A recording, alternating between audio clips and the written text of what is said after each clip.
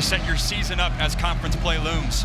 The very dangerous Brashard Smith waits as SMU won the toss, elected to receive the football. And that one banged through the back of the end zone. And out to the 25 we go. Talk about Kevin Jennings, young man who grew up just down the road in Oak Cliff, Texas. In fact, he led South Oak Cliff to the 2021 5A Division II state championship. They stumbled into finding him. They were actually there during a playoff game to scout a player from his opponent that day. 3 weeks later, he had signed on with SMU. They're like, this dude can play. I'm excited for him. I think it's easy to say, oh, he's the dual threat guy. That's why he got the nod, but don't sleep on his ability to win from the pocket. Play fake to Johnson, and then they set up the screen, and that is led beautifully defensively. As R.J. Maryland, one of the top tight ends in all the country, wrapped up by Cooper McDonald. That'll be a 2-yard gain. Talked about the weather. I mean, it's hot everywhere right now, it seems like. Most of America allegedly will cool off next week, but not today. Breaking it to the outside is L.J. Johnson. Now, we mentioned Smith. He is their leading ball carrier. But Coach Lashley told us yesterday, don't be surprised to see a lot of L.J. Johnson. He is more of a bruising style running back. And he's running right behind his NFL caliber tight end, and R.J. Maryland got the first catch of the game as well. Johnson Jr. still in there. They play fake it to him, and now Jennings with some room in front of him. And he is wrapped up. I think that ball may have come loose. TCU saying it has the football, and no call. Boy, that looked like it could have been taken right out of his hands. It did. You credit this Horned Frog defense. Namdi Obiizor getting in there. Ball's a little bit loose. Oh, he definitely got it, and I wonder if Kevin Jennings fought him back for it. And I mean, somebody got in Sonny Dykes here right now. Yeah, there is no fumble on the play. The runner's forward progress was stopped. Second down. Wow. That seems like a break for SMU as we get another look. Forward progress stopped. I mean, they're still battling right there. Must have been a whistle as he's trying to fight back upfield. Little surprised Obiizor didn't come up with more energy, saying, hey, I got that football. I mean, that's a quick Dykes whistle. Is beside himself. Trevor? Fellas, I don't know if y'all remember in that meeting with Coach Rhett Lashley, we mentioned Kevin Jennings taking over and being cool, calm, and collected, but one of the points of emphasis was ball security with him when he does try to escape the pocket and make those plays. Obviously, that coming into play early in this tilt. It's a good comment. I think a lot of that, too, was through the air, protecting the football on passes. Right there, it's becoming a factor in the run game. But, man, that was a quick forward progress whistle. Sure was. I am stunned. And Sonny Dykes, he can get as heated as anybody in the country. And he's heated right now. And you have to wonder, because it's a quarterback, I wonder if that whistle came quicker than it would have if it was a receiver or running back trying to protect him. And they should be treated the same, right? They're both runners in that scenario. But the human element, wonder if that whistle came out quicker as a result. I think you're spot on right there. So it was a gain of 5, and it's second down and 5, and they give it to Johnson in a big hole. He's chopped down up to the 48-yard line. Back-to-back first downs for the Mustangs. It was funny this week talking to Rhett Lashley. He was kind of laughing at the narrative around SMU's offensive line. They've struggled in pass pro, but they've actually been able to run the ball well. That's a good sign for them early on in this game. They got to shore things up when they decide to drop back. But the narrative's been offensive line struggles. Rhett Lashley is saying, let's wait a sec on that. I've been pleased with what we're doing on the ground game. Of course, Preston Stone was a starting quarterback for each of the first 3 games. That is read very nicely. On defense on the completion to Hudson. And coming up to get it was Deal. Devin Deal, a transfer junior from Tulane. That was a team that SMU played in the AAC championship, beat them a year ago. That was Jennings' first career start at quarterback. And they love Deal. Been a starter all year. 2 great edge rushers for this TCU defense. Bailey is run out of bounds into TCU territory. They spot it at the 46, so it'll bring up 3rd and 5. Bailey's a guy who led this team in receptions a year ago. You're right in that range too, potentially a 4-down territory. And this is where I think ultimately Kevin Jennings and his legs, you know, both these quarterbacks are productive quarterbacks, but third and short, from a defensive coordinator's perspective, when you have to account for his legs, it's just an added element. Fake it to Johnson. Excellent protection. And the catch is made, and that is good enough for a first down right at the 40-yard line, and the catch is made by Bailey. And they said it, Kevin Jennings' ability to stretch the defense not only vertically, but sideline to sideline. Seeing the arm strength right there as Bailey works to the outside.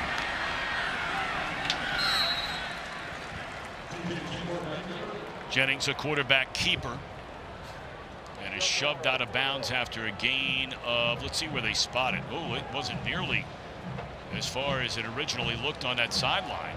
In fact, the TCU defensive line is walking straight ahead. Gain of a yard, maybe.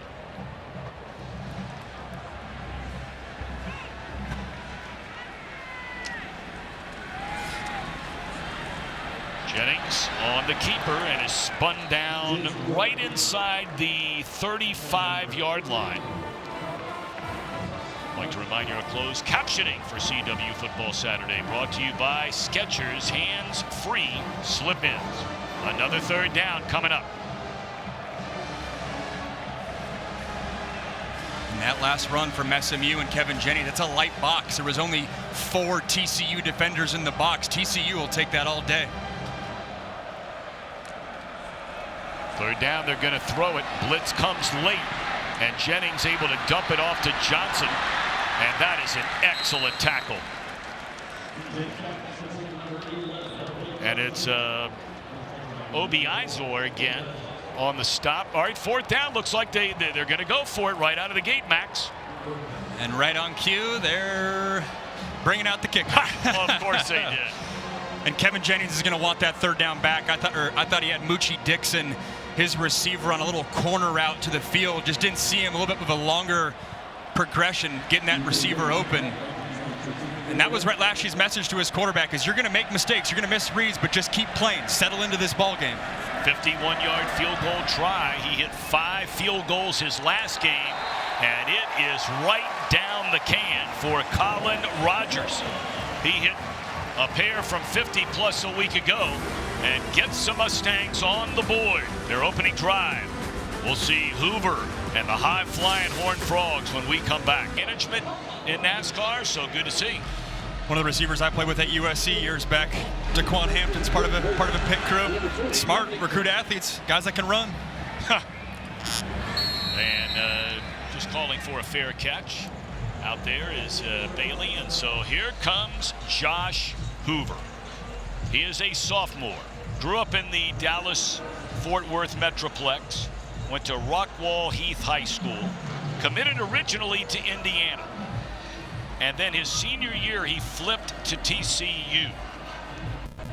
You know, he wasn't recruited by a lot of the quote-unquote big boys, if you will, but he is playing like one of the big boys. Without a doubt, he is being awfully productive this season. Those stats that we just saw, I mean, that's exactly how you draw it up first few weeks through the season. Question is, will they be, pretty much a one-dimensional team today, or will they be able to run it better, something they've not done well at all, and it doesn't start well today on the handoff to Cam Cook. He is dropped behind the line of scrimmage by C.J. Sanders.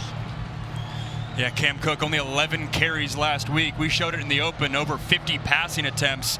They're going to be a pass-first team, but you have to establish the run to complement your offense and be able to close out games, which they did not do last week. First throw for Hoover, incredible protection, and if you give him that protection, more times than not, he'll burn you, but great closing speed right there by Ahmad Moses to break it up. That's a great job by Ahmad Moses. That was a very unique route by Jack Besh. Traveling across the field and then wheeling up the sideline. That's a long time. You got to stay with the receiver. It's a good sign from an SMU secondary who hasn't really been tested so far this year. BYU, much more of a ground and pound physical attack. So far, they're up to the challenge today. Got Savion Williams down at the bottom of your screen. Besh in single coverage at the top of your screen. Third down, and the throw is caught, and it is enough for a first down, so they cash in big, and the multi-talented Savion Williams.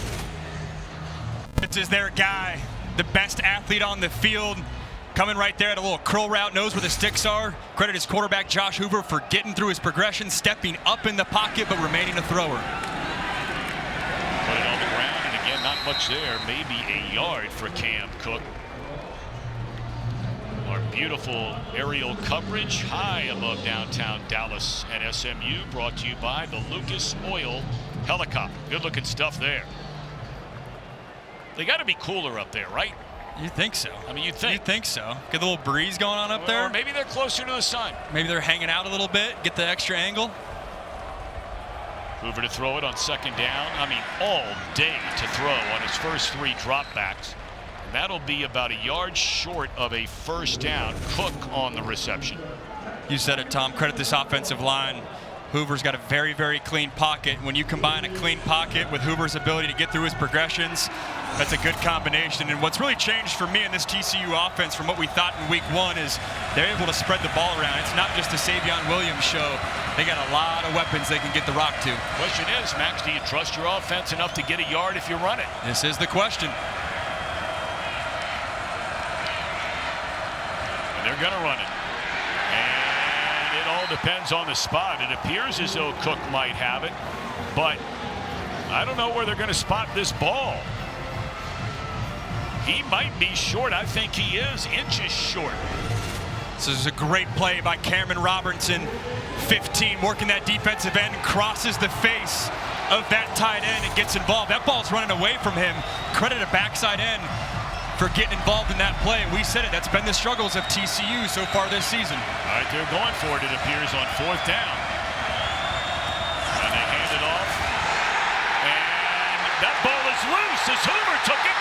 It is picked up and streaking down the sideline. It is an SMU touchdown for Brandon Crosley. Now, is it a penalty flag on the play, or is it just a towel that had fallen out of a player's hip? Are you kidding me? On a 3rd down and a yard, and apparently there is a flag ruling down. in the field at the advance for a touchdown. Burns, sideline warning on the defense. What a start to this game for SMU. What a play. Credit all 3 levels of the defense for Rhett Lashley's bunch. You get backside pressure from the defensive end, and it speaks to the struggles that TCU's had. You don't feel confident running the ball right up the middle.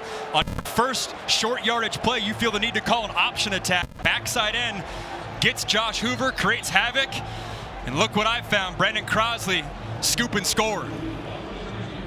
And if you're a TCU fan, you've got to be saying, you've got to be kidding. 3rd and a yard, 4th and half a yard, and you can't even pick it up? This is the ump cam. Perfect view here. It's going to come down to whether or not Josh Hoover's knees were down. His reaction right away. Oh, the ball's loose from the jump. Poor exchange. The question will be, did he regain control when the ball came up to his right shoulder pad after that missed exchange initially? It's always the concern when you're a shotgun-oriented offense and then you go under center. It's easy on your couch at home to say, hey, that's an easy exchange, center to quarterback. It's not if you're not comfortable doing it in a game setting. Ahmad Walker was the one who originally stripped it loose. I tell you, we were wrong on the last one, on the would-be fumble by SMU. You brought up a great question. It looked like he fell on top of the ball before it came loose again, but the ruling on the field is a fumble. It almost reminds me of a receiver, like coming across the middle when you don't get the clean catch the first time, but then you re-secure it the second time. It's a similar dynamic here. And they're taking a long look at this one. We have Big 12 officials in the game today.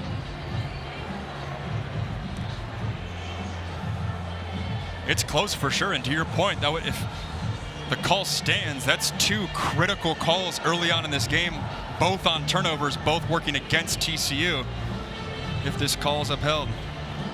Kevin Boydman, our referee. Take a look one more time. Did he regain control and fall on it before it came loose? This is the best angle right here. Messy exchange. You know, it does look like he does reestablish control, but I don't know if it's clear enough to overturn this thing. Well, the judiciary spending a lot of time taking a look at this one, and you can understand this is a huge call early in this game after the one as Mac referred to a moment ago, because it certainly looked like SMU caught a break on that first offensive series. Mike Mothershed is kind enough to join us. We'll check in with him. Let's wait on him for a second. After further review, the ruling in the field stands. Touchdown. All right, Mike, I got to tell you, it's 2 of them in this game. I'm very surprised by the outcome, quite frankly.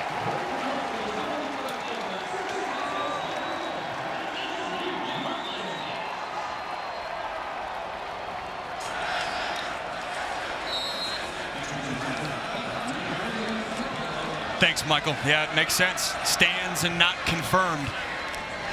To me, too, if that's a clean exchange, quarterback to center, and there's no juggling initially, that play might be out the... 2 phenomenal schools. 2 extraordinarily beautiful campuses. Having a rivalry that is driving distance away is cool. Most rivalries throughout the country, outside of the one that I used to play in USC, UCLA, that's 30 minutes away. This one's in a similar boat. And Sonny Dykes has coached in both of them. He lost his first 2 at SMU, won his final 2 as coach of SMU before he made the jump over to TCU. And of course, this is game 1 of a double dip for us here on CW Football Saturday. Oregon State off the loss against Oregon, and Purdue was just completely hammered by Notre Dame. So both those teams trying to get it right. TCU's offensive coordinator Kendall Briles on this second drive. The question will be, already down 10 points, do you abandon the run right away, knowing that you were trying to establish it in this game, and lean on your passing tack, or go right back to it like they did right there? And, you know, Sonny Dykes was talking with us the other day, and we had our conference call with him. He said, you know, the one thing we thought we were going to be very good at after watching fall camp was run the ball. That's what's been so frustrating, is you have an offensive line that they went in the portal and they got a bunch of guys across the board that had tons of experience. It's been a surprise of the run struggle so far. Pump fake one way, ball was tipped, and it's incomplete. It brings up another 3rd down and long. They hit a 3rd down and 12 on the first series, and then couldn't convert on 3rd and 1 or 4th and 1. It looked like Hoover slipped a little bit. Credit the pass rush from SMU. 3rd and long, and I alluded to this last drive. This is where the TCU offense has changed. If we would have talked 3 weeks ago, they would have been looking Savion Thomas all day, number 3 on the bottom of your screen. Now their 3rd down weapon, at least 3rd and medium, has been J.P. Richardson, number 7. A bullet, but it's thrown behind Besh, and it is a 3 and out for this SMU defense. And this is a defense that has been opportunistic, to say the least, not only today, but they had 3 takeaways in each of the last 2 games before this one. They have forced 7 turnovers now in 3+. They call it club takeaway. It's been active again today. Right there, just throwing the ball behind your defender. SMU bringing 2 linebackers right up the A-gap, pressure in Josh Hoover's face, and he's not able to get that completion. Native Australian Ethan Craw to punt it away. This is returnable from the 31-yard line. Nice couple of fakes, and down the sideline, inside the 40, the 30, the 10. Touchdown SMU for Roderick Daniels Jr.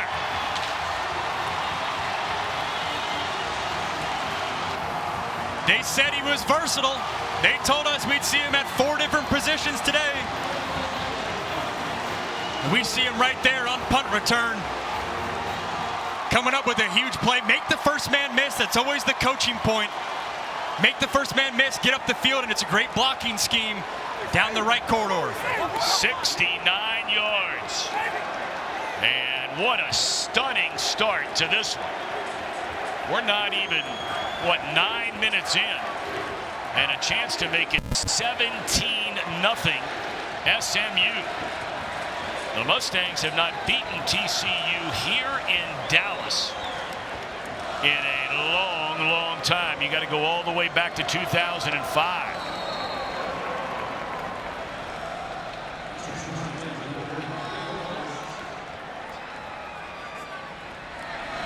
Point after is right through for Rogers. 17-0 Stangs. You're watching CW Football Saturday, presented by Verizon. $40 million in one day. And they don't get TV money from the ACC for the first 9 years in the league. That is a penalty flag, so it'll come out to the 35. And let's check in with Mike and the gang back at our studios.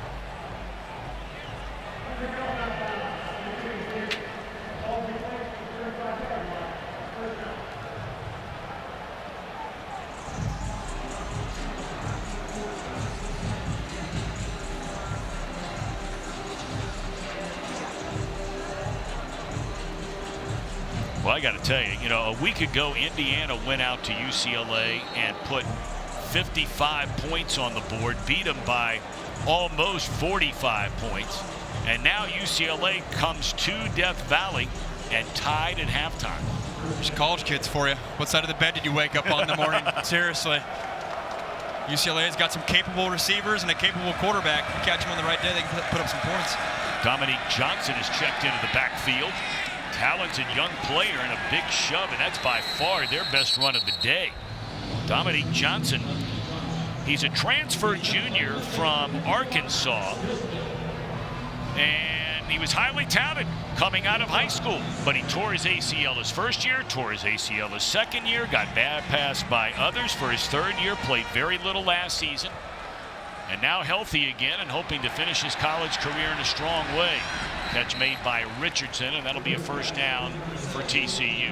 All right, if you're on a sideline right now, Max, you've been in this spot, and you asked a question earlier. What are you thinking now if you're on the TCU sideline? Just got to settle down. Just got to take a deep breath. They've had pass plays there. They've had open guys. Settle down, execute, be who you've been through 3 weeks so far. I think when you look at what they've done offensively, it hasn't been terrible. They've just had the unfortunate turnover and a special teams miscue. There's a lot of ball game left. Just settle in. So first down for the Horned Frogs out to their own 45-yard line.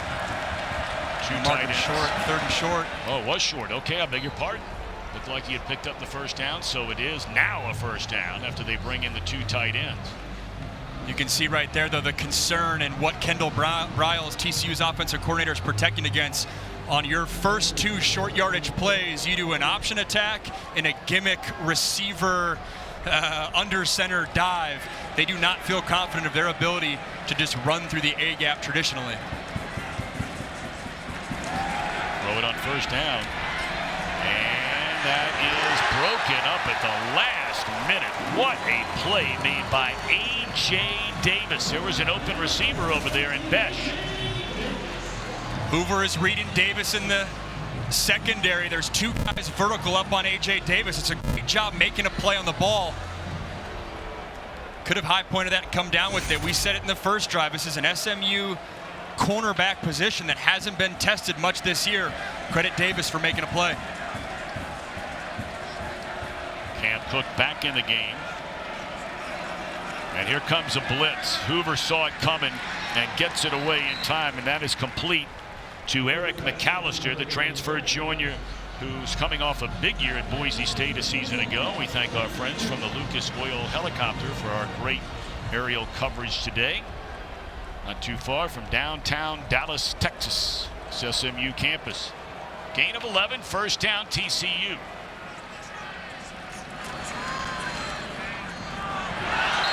When Hoover looks a little bit off so far here today, and the flag comes in late. Comes in late. I was surprised it didn't come in earlier. I thought that looked like both hands hugging the hips of that slant route. That's Deuce Harmon over there. Pass interference, number 14, defense. The ball will be placed at the spot of the foul. First down. Oh, they got A.J. Davis on it. Yeah, you can see him hugging J.P. Richardson. Surprised I didn't think earlier the judge that had that back view had the best view. It's a good play by Davis, the one before, and you're going to have that. We talked with SMU's defensive coordinator and the defensive staff, and they were saying, hey, we know a good game against this TCU offense is holding them to 250 yards passing. Like, that's the standard. That's how good and explosive this offense can be. So as long as you can just respond to mistakes like that, you'll be fine.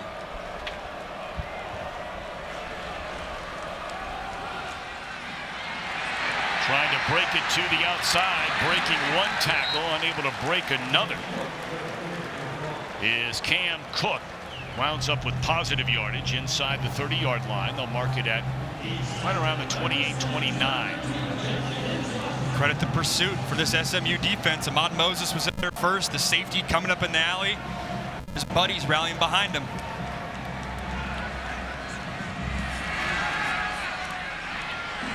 And that's what I mean by being a little bit off. That looked like a knuckleball, and he had a wide open J.P. Richardson down the middle of the field. You're right. There's been a few dig routes as we get to the ump cam, right over the ump. That's another defender in there, but you're right. J.P. Richardson, he's open. If he catches that and it's on his face mask, he might score. He's lucky it wasn't even 6 inches higher. Jonathan McGill, the Stanford transfer, could have come up with another turnover. And Hoover has been money. He's hitting on 70% of his passes so far this year. That would be an all-time TCU record.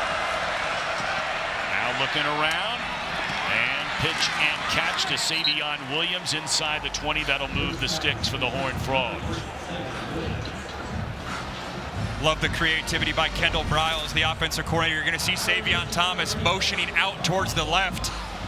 Gives him free release on the corner, meaning the corner is drifting off. On a third down, that gives you enough room to convert.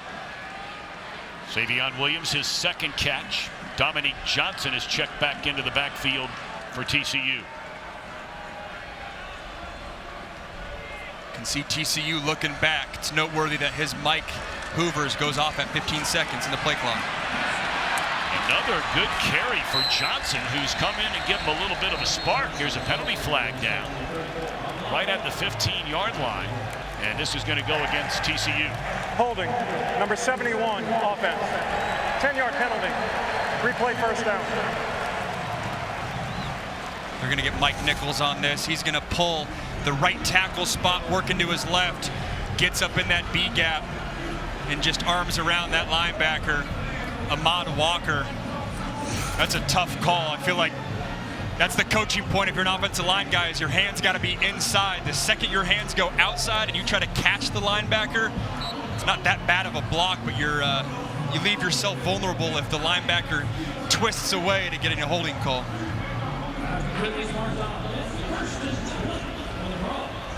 So back them up 10. They had the ball first and 10 down inside the 20. Now first down and 20 from just inside the 30. Hoover steps out of trouble. He's going to run it and gets dropped at the 25.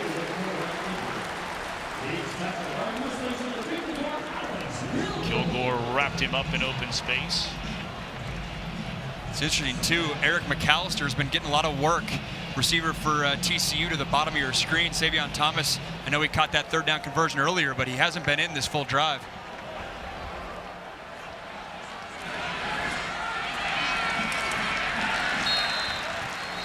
Not much there for Cam Cook. So that'll bring up another third down for TCU, third and long. They converted a couple of these, and quite frankly, the couple they didn't, they missed open receivers. And this is to my point where Savion Williams would usually be the guy, third and long. He's going to have to go to a different playmaker. The best coming off that monster game. 9 catches, 200 yards. Crossing pattern, and McAllister stays on his feet, tries to get to the first down, and we'll see where they mark it. He might be a yard short, and you would assume that Sonny Dykes is going to go for it again. Without a doubt, bringing pressure up the middle. Good job by Hoover, getting the ball out to McAllister right there on the little under route, working left to right. To your point, if this game, if you're not down 17 points, you might kick the field goal, take the points. But if you don't score a touchdown, this game is right on the fringe of potentially getting out of hand. I got to tell you, I am stunned Dominique Johnson is not in the game. I know Cam Cook is your #1 running back, but what little success they have had on the ground, it has been with Johnson in the backfield. Maybe that tells you they're throwing it. They've been fearful of running up the A gap. Timeout. SMU, their first of the half. Will be 30 seconds. 17-0. TCU trying to change that. If you're just joining us, as we're nearly through this entire opening quarter. Got a long drive by SMU, kicked a field goal, and then on the first possession, TCU fumbled the football. It turned into a touchdown return, and they went for it on a 3rd and goal, or 3rd and 1. They went for it. TCU did on a 4th and 1. Neither time could get it done. And then you had a punt return for a touchdown to make it 17-0 Mustangs. It's been a good response by TCU, though. 11-play drive. Good balance there, too. That was the big question going into this game. 5 runs and 6 passes. All that's great, but when you get down here, you got to convert. On the other sideline for Rhett Lashley, his quarterback, Kevin Jennings, has been sitting on the sideline for a long time after starting this game 5 for 5. So they're going out a shotgun, 4th and a yard. And it is Cam Cook in the backfield. That's Besh in motion. And Besh able to pick it up nearly off the ground, still on his feet inside the 5, and all the way down to the 3. That was a wide receiver getting it done there. What an effort by Jack Besh on the outside. It's a low throw. He makes that. He's got no leverage, but puts his foot in the ground, cuts up, and you're seeing the physicality of Jack Besh. Sometimes on tight end, or sometimes on film, he looks like a tight end at times, but he's athletic. He's a receiver and using that 215-pound frame. Here's Cook sniffing the end zone, and he'll be bottled up. The pile drives him forward. Are they going to count that or forward progress? You can't have it both ways. Spot for Kendall Briles in this offense if you just do not have confidence in your run game to get short yardage. Up through the gut, and we're still waiting on a signal. Those seem to be taking quite a while, and now there is a signal. It is a touchdown for TCU. Quarterback keeper for Josh Hoover, and what a play. Even Scott from Scott's is pumped after seeing that touchdown, and they're pumped down in Fort Worth. That's one way to do it. Need 3 feet, quarterback sneak all day long. It's a great drive by TCU. The ability to respond, a 14-play drive. Good combination of run and pass and settle your offense down. You asked about it. How do you respond? How do you get back in this ball game? That's exactly how you do it. Well, that was 14 plays, 65 yards, shoot up 6 minutes on the clock. Capped off by the 1-yard touchdown from Hoover, and now Kyle Lemmerman, the freshman place kicker. They think he's going to be a great one. He was a top-ranked high school place kicker in the country this time a year ago. And that one is good. So 17-10. And it is a pleasure to be joined. The parent company of C, which expands their appeal, will expand the appeal and the opportunity to grow our audience even more. So we're obviously a big supporter and much in favor of SMU joining the ACC. We're big fans of the ACC. As you know, we have a multi-year agreement with them. And, yep. Was interesting. Mac Brown, last year, coach of North Carolina, was interviewed in one of our very first games on the CW, and he came out and said, you know, we're on national TV in prime time. It doesn't get any better than this. And so we hope to be able to offer the ACC and the schools remaining in the Pac-12 that opportunity. Well, it was opportunistic. We had the opportunity to make these deals at a time when, you know, there were only a few opportunities to be made. But people don't know that, you know, college football is second only to the NFL in terms of aggregate audience. There are a lot more games in college football than in the NFL, but it's a huge draw. And I mean, you can just look around this stadium or any stadium in where you guys are going to be doing games this year. The fan bases are rabid. They care about their teams. They want to support their teams. And so we wanted to be a part of that. And so when the CW now, 45% of our hours that we program our sports, up from 0 2 years ago. And obviously college football, basketball, men's and women's basketball, by the way, are a big part of the building block of this network. Well, you took the words right out of my mouth, Barry. Is that, could you? From NASCAR. We're the home of NASCAR Xfinity now. Every NASCAR race with the Xfinity Series will be on the CW for the next 7 years. So people will know where to find it, and we hope more and more people will find it as time goes on. We have a multi-year deal with the ACC. We bring WWE Next a week from Tuesday to our entertainment schedule in prime time. So we're trying to, again, grow the appeal of the network, grow the reach and awareness of the network, and email figuring there was never in a million years you'd ever even see the email, and you got back to me within the next 24 hours, and it's the only reason I'm sitting here right now, and I can't tell you how much I appreciate it. Well, good things happen, right? Why not us? Thank you. So congratulations to you. Glad to have you here. Great to see you. Harry Sook. All the best. Our founder and CEO of Nexstar Communications, and as he's sitting right here right now, it is a turnover, a fumble, and TCU has a football. Jennings put it on the ground. Didn't look like it was stripped out of there. It did not. Caleb Fox is the defensive tackle in the mix. Well, maybe he got a piece of it. Maybe a little bit, but you said it earlier, Tom. That was, and Trevor did as well, the concern of Jennings is play within the system. Don't try to do too much. So far through this game, SMU had all the luck in the turnover department. Now TCU capitalizing. All right, so let's see if the Horned Frogs can turn this into points, as we're just not even a minute and a half into this second quarter. TCU on the first play of the quarter scored a touchdown, and now in business, taking over at the 32-yard line.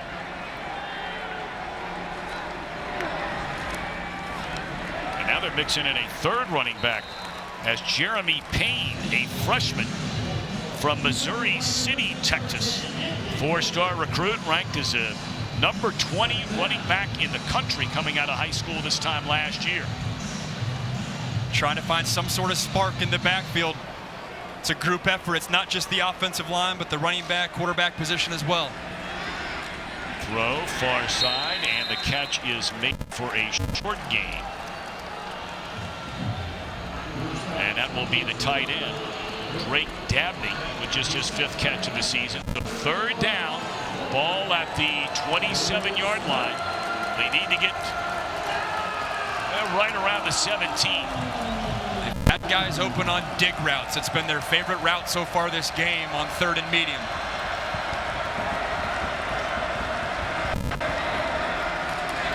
What a throw, and how in the world was Richardson able to hang on? He took a lick from a couple of Mustangs. Yes, he did. This is making a play. J.P. Richardson risking his body. He's got a safety, Ahmad Moses, coming down with bad intentions. These TCU receivers are physical.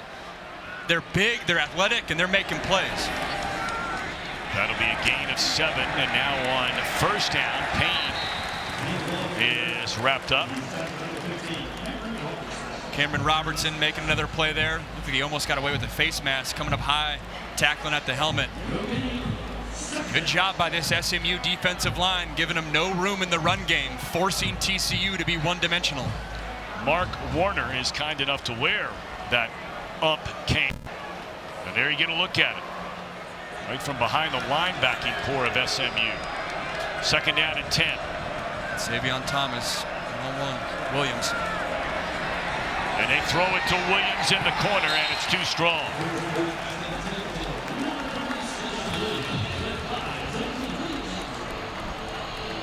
Savion Williams, he's fighting with that corner. It's a one-on-one look. Almost offensive PI a little bit, if that's maybe a better ball.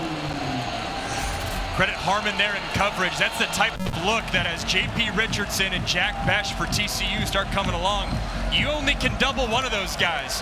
Savion Williams getting one-on-one coverage on the outside. TCU's got to think they got to take advantage. And Williams again is out of the game. Now it's very hot down there, but this is a big third down.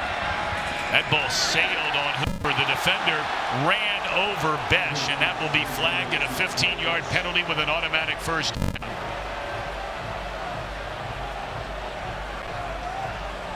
Rhett Lashley's asking for uncatchable. That's not a thing in college football. Well, it's always uncatchable if you're laying down on the ground. I mean, that was a high throw. Pass interference, number 1, defense. The ball will be placed at the spot of the foul. First down.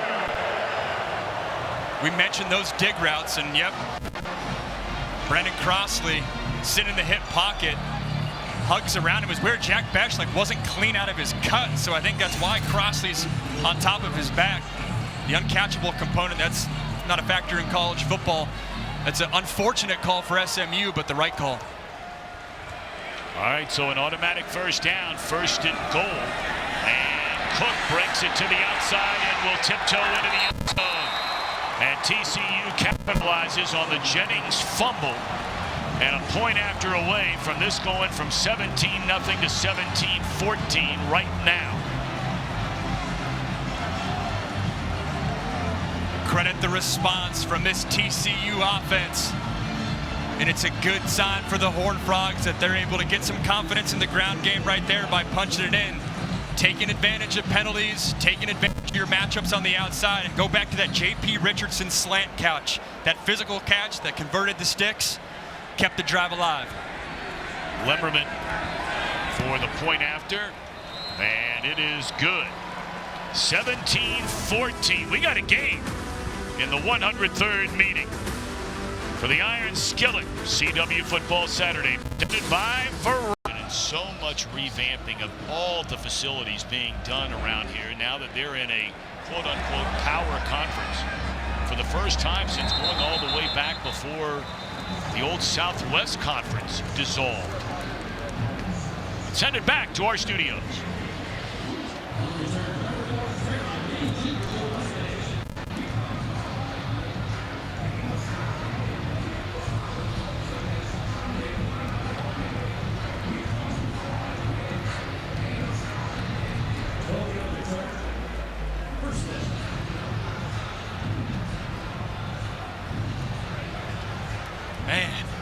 Well, you know, the thing that's amazing to me about that game so far, and Mike, thank you very much. First down now for Jennings and the Mustangs, and on first down, they drop off out of the backfield. And that'll be out to the 31 or 32. Coming into that game, Michigan had made a change in quarterback before this game. Everybody on the planet knew that Michigan was not going to throw the ball. Threw it 7 times in the first half, yet ran against SC's defense for over 200 yards in the first half. Now that game a long way from being over.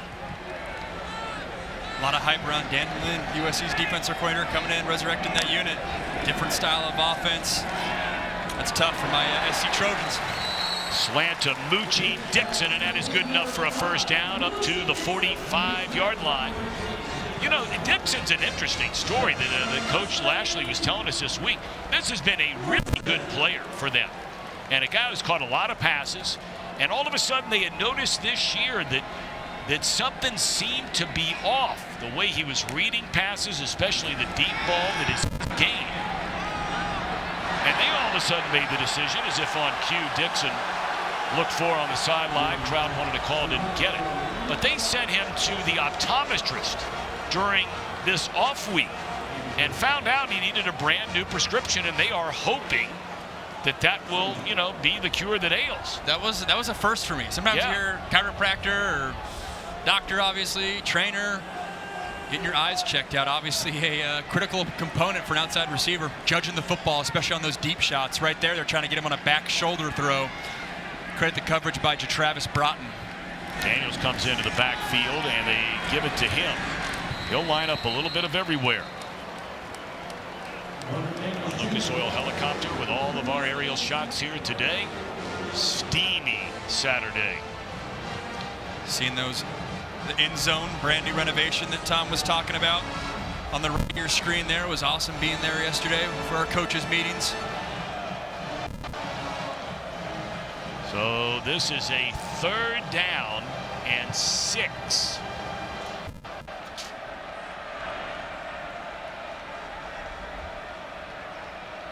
The big tight end in motion, and Jennings to throw it. Flushed out of the pocket, throws across his body, and it is a first down. And again, it's Moochie Dixon to the TCU 44-yard line. Let's check out the ump cam. You can see the mobility by Jennings. And that's one thing. It's easy to say, hey, Kevin Jennings, mobile quarterback, he wants to run. He easily could have run there, but he wants to be a pocket passer, even if he has to move outside a little bit, keeping his eyes downfield. It's a good job scanning the field and really playing the quarterback position as he's being efficient today. 8 for 9. He's had some of those fumble issues, but through the air, extremely clean.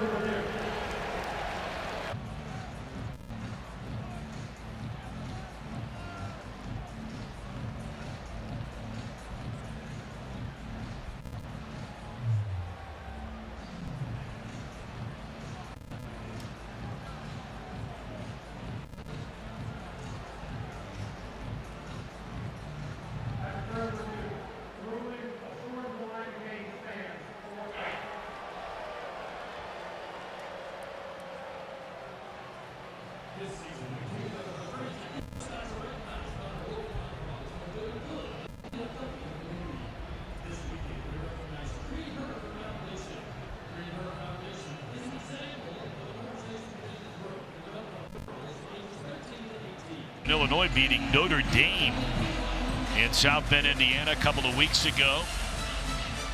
And we're going to get a look next week on CW Football Saturday.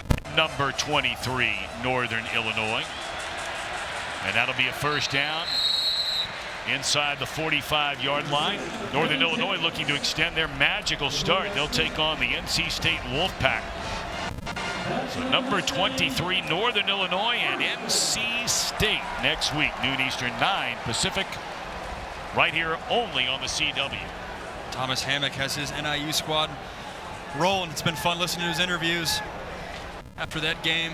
What a huge win that was for that program and that conference. Might go down as one of the biggest wins in the conference's history, not only the school history. They've played a lot of good football in that Mid-American Conference. There are a lot of teams that have given some of the big boys fits through the years. And a first down carry is L.J. Johnson. He only had 17 carries the entire year. Flag comes in. Had a couple guys get tangled up all the way down to the 25-yard line.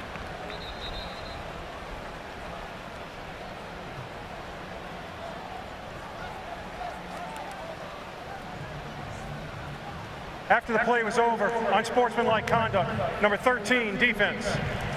15-yard penalty, automatic first down. This is Travis Broughton, transfer from Utah. You're going to see Romello Brinson, yeah. And there's a little punch right there, can't do it. Looks right to the ref, know it's going to be called every time.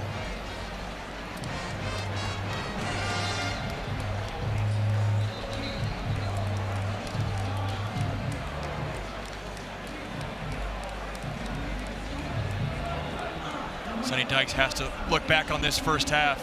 He mentioned to us in the meetings this past week that the first half versus UCF a week ago, he thought was the best first half his team's had since he's been at TCU, period. They blew that lead, and then this first half again in this game, mistakes costing them. Ja'Kai Clark, transfer from Miami, one of 9 Miami Hurricanes on this SMU roster. I mean, he is their main man at center.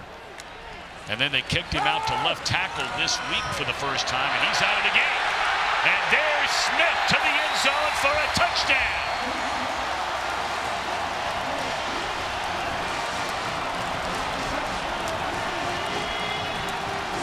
And Scott from Scott's is back and cheering after that incredible play. Brashard Smith makes this play, but it's a great job by this offensive line, too. His buddies up front getting it done. We'd seen a lot of L.J. Johnson Jr., the running mate to Brashard Smith. We knew it was only a matter of time before number 1 got involved. So a good answer for SMU after 14 unanswered points by the Horned Frogs. We got a game here today in the battle for the Iron Skillet. 24-14 Mustangs.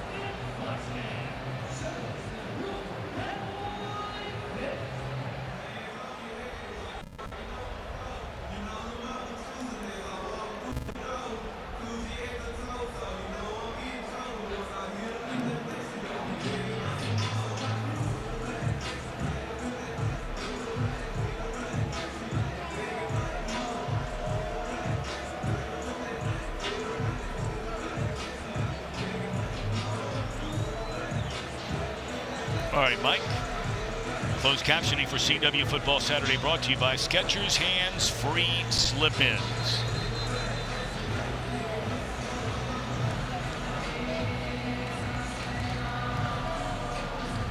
(24) for SMU, 14 for TCU. TCU leads this all-time series 53-42, 7 ties, 103rd meeting. And that one through the back of the end zone.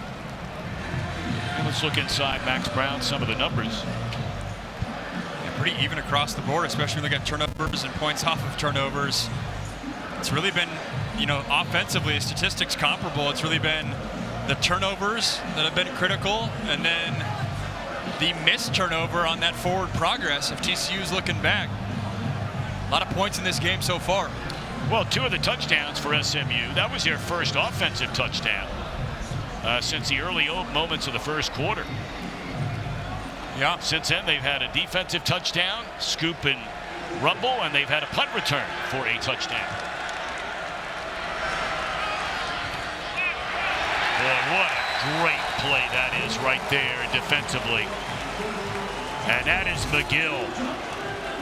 This is a phenomenal play by safety coming downhill. We mentioned Moses coming downhill before on the pass attempt to J.P. Richardson. This time he makes a tackle in space, and that really was a key in this game. When we talked with defensive coordinator Scott Simons, he mentioned if we can tackle an open space, contain the big play, it's a recipe for success. Wide open is a backup tight end. And that is Chase Curtis, just his 6th catch of the year, and that's a big one. 6th catch of the year and 7th receiver today to catch the ball. They have no problem spreading the rock around. Curtis, the backup tight end, usually more the physical blocking tight end, getting involved in the pass game. Hoover to throw it again, and again right down the middle of the field. It's to Besh, and he's inside the 30, and I mean not even a minute has gone by, and TCU on the move. We'll go to the ump cam. After Besh caught this ball, there was an SMU defender down. Beck's a big man. That's the right quad right into the head. What looked like Isaiah Wakobe. And he's hurt. He's having to leave the game. After that 17-yard pickup, he goes right into the blue tent.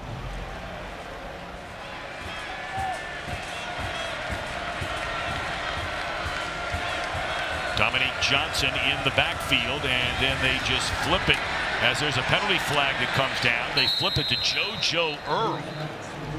But a penalty flag right where the wide receiver or tight end who is split out wide was lined up on illegal formation. More than 4 players in the backfield offense. 5-yard penalty. Replay first down. Well, that's the stuff if you're a coach got to make you crazy, right? No doubt. No doubt, especially with play calls like that where you're not running touch pass jet sweeps all the time, so you've practiced that play a bunch. To not execute the little things like lining up, it hurts you, and that would have been another TCU receiver getting involved. Seeing the drive chart there, the slow start from TCU, but we mentioned it, that 3rd drive, they've really settled in, moving the ball well right now.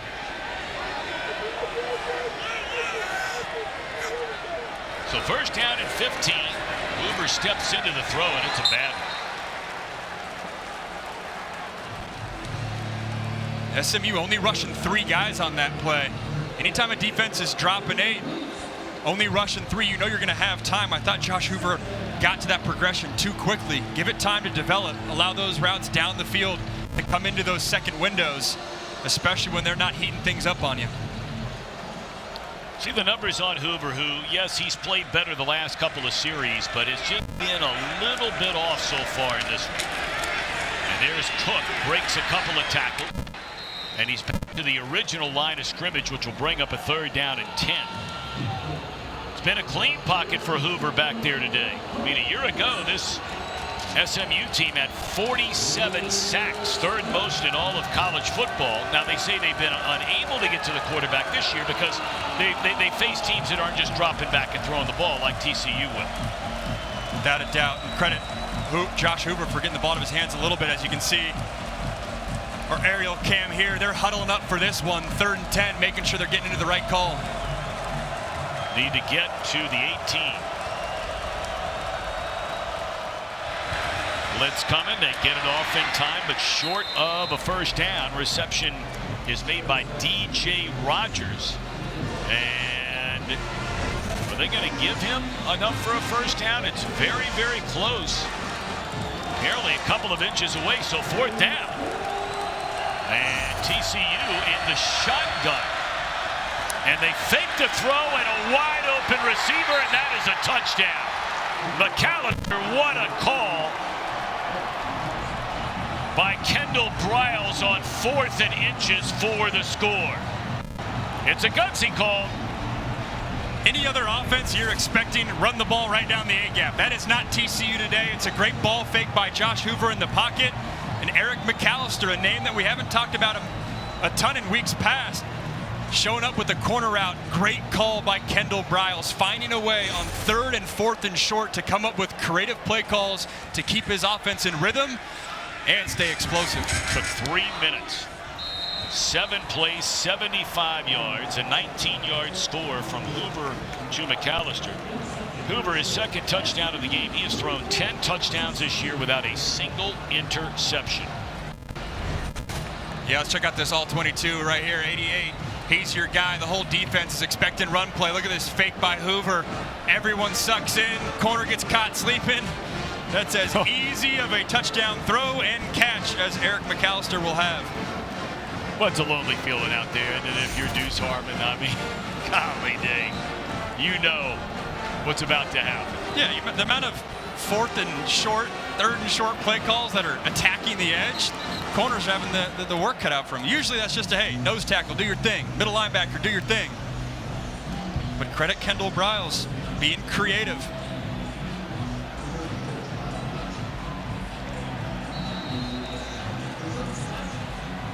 This has been a wild one so far. 5 minutes to go until halftime. The two teams have combined for 45 points. And that's my Ohio University math, 45. Here we go. 4 plus 1, two, we're good, 45.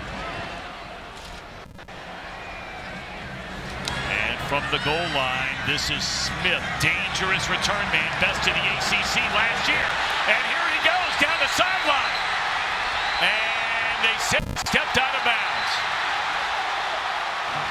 And the SMU coaches cannot believe it. They are saying he stepped out of bounds at the 40-yard line. This Smith is something else, man. TCU just didn't contain. We saw it on the punt return as well. Let's see if he stays in. That's awfully, awfully close. Man, I don't know. We'll have to look at that one again. That's one of those, if you said he was in, I would say, yep, he's good to go. Let's just see, any white here? Oh, man, that's wow. Right there. I see some green in it. You can see the referee with the TCU defender. Yeah, he's out. That's a good call. That last little sort of bounce after the foot was planted appeared to slide into right here on this next step. The black rubber that comes up is all rubber from where the green turf is. I'm with you. The outside of his foot is certainly hugging that white. But the rubber that comes up to follow is inside the green lane. So they're going to check it out. They'll be looking at what you looked at here just a moment ago.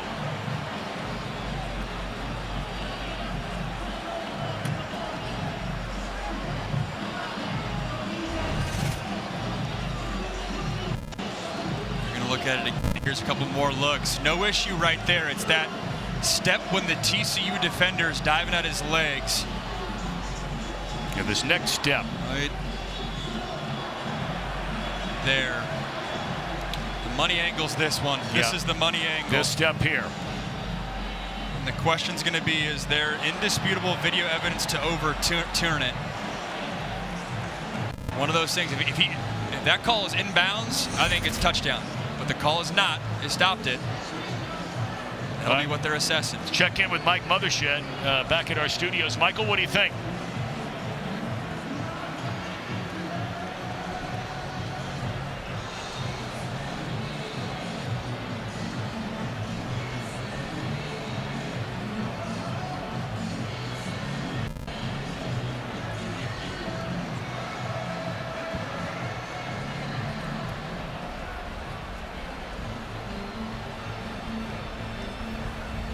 After further review, the ruling in the field is confirmed. First down. Okay. All right, Mike, thank you very much. I mean, man, that's as close as it gets. Interesting, too, confirmed and not stands. So they viewed it as there was enough evidence that he was, in fact, out of bounds. So, Tom, your first look, your first reaction holds true. Well, that's a first. I have a hard time believing that. Just ask my wife. I have a hard time believing that. And my daughter, who showed up to watch a game today. Hanging in the booth. Dad nailed it right. L.J. Johnson checks into the backfield. All right, so you have 4:52 to go until halftime. SMU has 2 timeouts. You have the 2-minute timeout now in college football. TCU with 3 timeouts. But a big return by Smith. Johnson able to get to that second level, pushes across a 45. Nice 6-yard gain. And I'd like to remind you once more, our aerial coverage is brought to you by Lucas Oil Helicopter. Beautiful pictures today.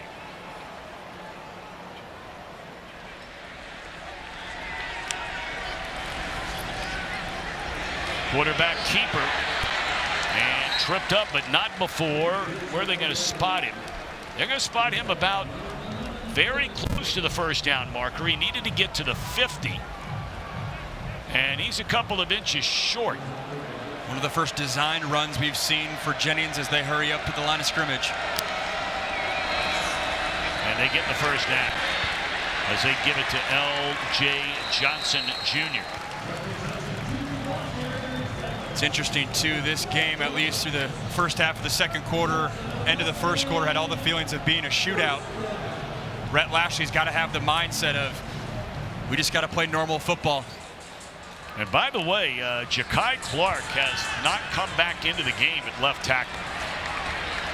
I mean, they were moving a bunch of guys around this week already from their first 3 games as Johnson is down on the field.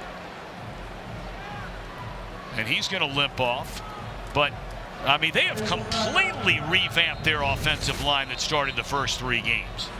Let's check the cam on the hit on L.J. Johnson, who was banged up versus BYU, up around his ankle, knee. He's got that spat around his left ankle. It's not a good sign if you're SMU. And back to my comment about normal football, what I meant is there's a lot of coaches that might think in this situation, hey, let's just try to have the last possession to really drain the clock. Don't give a full possession back to TCU. I don't think you can have that luxury if you're Rhett Lashley. You just got to put up points, play normal football, normal pace, like you would, knowing that this game is likely going to be a 4-quarter game.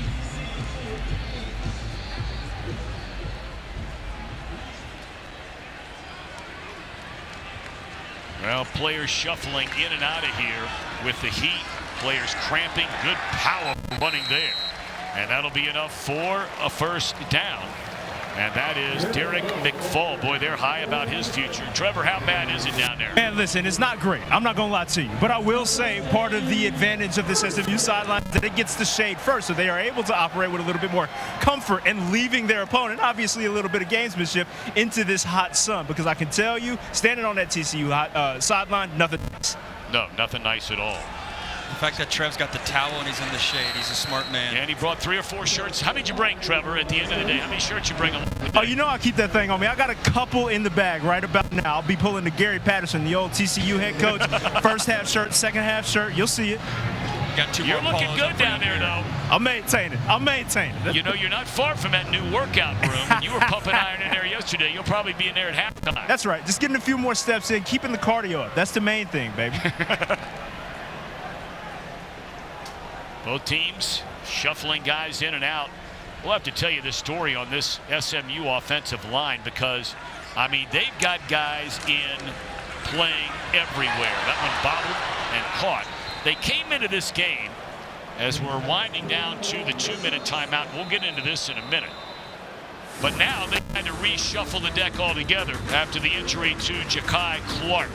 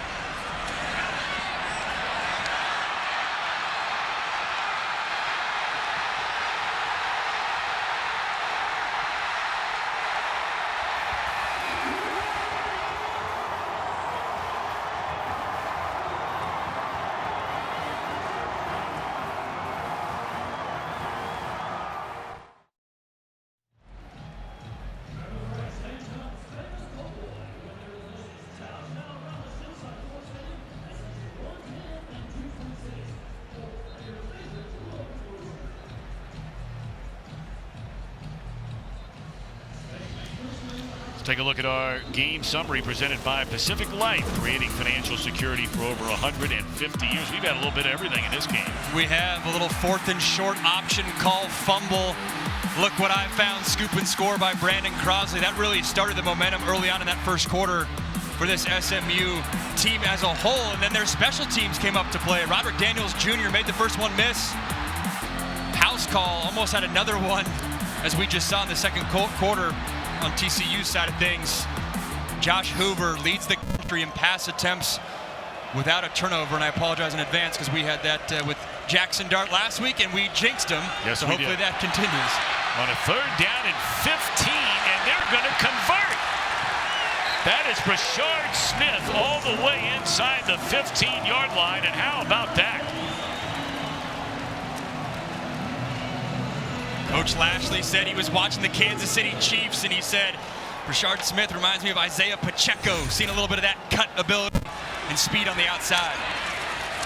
Wrapped up after a gain of 2 is Smith this time. They can't get a first down to the 2-yard line, as we're down to 1:38 and a timeout is called by TCU. This was the point in the field, the red zone for SMU. Last time they were on the field versus BYU, struggled to convert in the red zone. It was all field goals. This is the element that they've been practicing for the past 13 days during their bye week, the ability to execute when things get tight. Both of these teams, you said it before the game off the air, Max, this is a big-time game for each of these teams. They really need a win. Very much so. The term I use is fork in the road type of game. It just feels like that. It kind of always feels like that with the rivalry game of, hey, you win it, it can set up momentum for the rest of your season. You lose it, man, it can really put you on a negative trajectory. But especially with both these teams coming off heartbreaking losses, TCU let one slip away in the second half versus UCF, and then the BYU game that I just mentioned 2 weeks ago for SMU. And then with conference play looming right behind this, all those factors, it's unique having rivalry games early on in the season, as we've seen the past couple of weeks. You get toward the end of the year, but man, it can really set the momentum for your entire season. I mean, what a difference between being 3-1 and 2-2. You say, duh, fake quarterback handoff, and Jennings stays on his feet. That did not fool TCU. So third down, and TCU going to spend another timeout. The Horned Frogs have one left, so they're trying to get the ball back before halftime. It's a 3rd down and 8 coming up. It's a 30-second timeout. Hey, are you looking for a cable news network that respects all Americans? Then you might have a new home. We invite you to check out News Nation. News Nation is America's fastest growing cable news network. To find News Nation on your screen, go to joinnn.com. Now, I was on last week. You were on News Nation today. They must have wanted the big hitters today. Oh yeah, right. Yeah, right. You were on site. See, I was on a Zoom. Well, you were on site. You were here. True. They had me talking all about the game and the Iron Skillet, which was fun learning about the history of that all week leading up to this rivalry game. All right, so 3rd down. They got to get to just outside the 2 first down. Jennings rolls, throws, and that is a touchdown. What a throw by Jennings as he connects with Jordan Hudson for the score. What a throw that was by Kevin Jennings. Jordan Hudson, the TCU transfer, a former top 100 recruit. That's why you can see his buddies loving up on him. Scoring a touchdown against his old squad. Great comeback route. They love his physicality on the outside. That's really just a one receiver read for Kevin Jennings. He rolls out left to right. You either win on that comeback or throw it in the stands.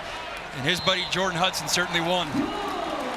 Yeah, Hudson was part of that team that played in the National College Football Playoff Championship game at TCU 2 years ago. See the arm strength, tight spiral. Only where his guy can get it, making it sure that both feet can get in. Only need one. Forward progress in the end zone. It's a great route, too, breaking it down 5-6 yards into the end zone. So when you cut back, when you catch this thing, it's still a touchdown. That's awesome to see. They all know the stakes on the line. Anytime you're transferring, a lot of transfers in every game we cover. Anytime you get the opportunity to play your old squad, you know it means a little bit more. Total of 4 offensive drives, and they've scored on 3 of the 4, a couple of touchdowns and a field goal. And as we mentioned, the defense has a touchdown for SMU, and the punt return game, a touchdown for the Mustangs. There's the sellout crowd. They were expecting the largest crowd ever at this stadium, Gerald Ford Stadium. I think the heat scared a lot of people off today. If you're sitting in that sunshine on the far side, man. Some tailgaters that started early and then ran out of stadium. Yeah, you got to really want it down here now. Yeah.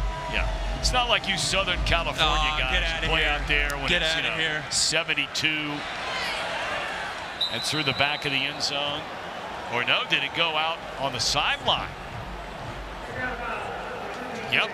But that's the second time that SMU has done that today. And man, that is a killer, especially with 1:28 to go in the half. You can see it on his face. He knows. It's basically giving TCU one free chunk play to an offense that has no problem getting chunk plays already. Seeing the back view here, you can see just off his toe, funny. It's like a little golf shot, little draw. You're right though, Tom, it was close in terms of going over that front pylon, which would have been a different call, obviously touchback. Make no mistake, Rogers has been fantastic this year. He's not missed a field goal this season. False start against TCU on first down. False start. Number 71, offense. 5-yard penalty. Still first down. So the kickoff out of bounds doesn't look so bad now. Sonny Dykes got to be upset going into the halftime as well. They've had a few of those miscues. For an offense, it's usually pretty clean.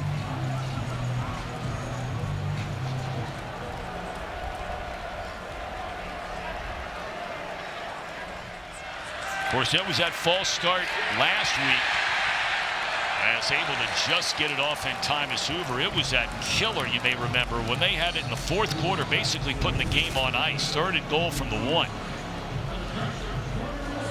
It's a good job by the front four for SMU.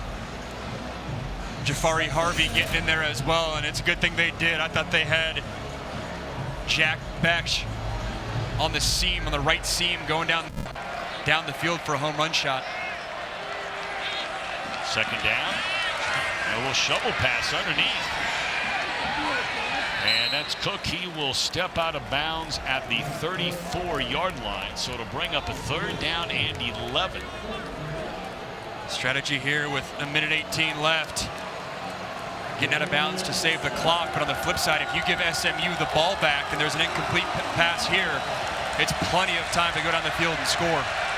SMU has 2 timeouts remaining. 4-man rush. Throwing down the sideline, and it is intercepted. This is Ahmad Moses. Is this another defensive touchdown? Yes!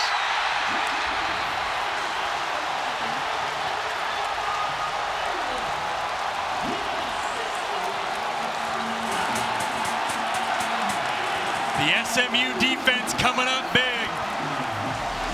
They've said Ahmad Moses is playing really well, leads the team in tackles. Well, coming up with a pick 6 there. It's a great job by a cover 2 safety, which is what Sonny Dykes is telling his quarterback. Josh Hoover started on the right, worked back to the left. That's a long throw with that ball hanging up in the air. Ahmad Moses saw it, not only came down with it, but then said, hey, it's my turn to do something with it. Gets in for a house call. 143 passes thrown this season by Hoover without a single interception. And his first is a pick 6. What a stunning turn of events. The final 3 minutes of this first half, and it's not over yet. We've still got 1:04 to go. 2 defensive touchdowns and a punt return for a touchdown for the Mustangs today. See a corner underneath, safety over the top.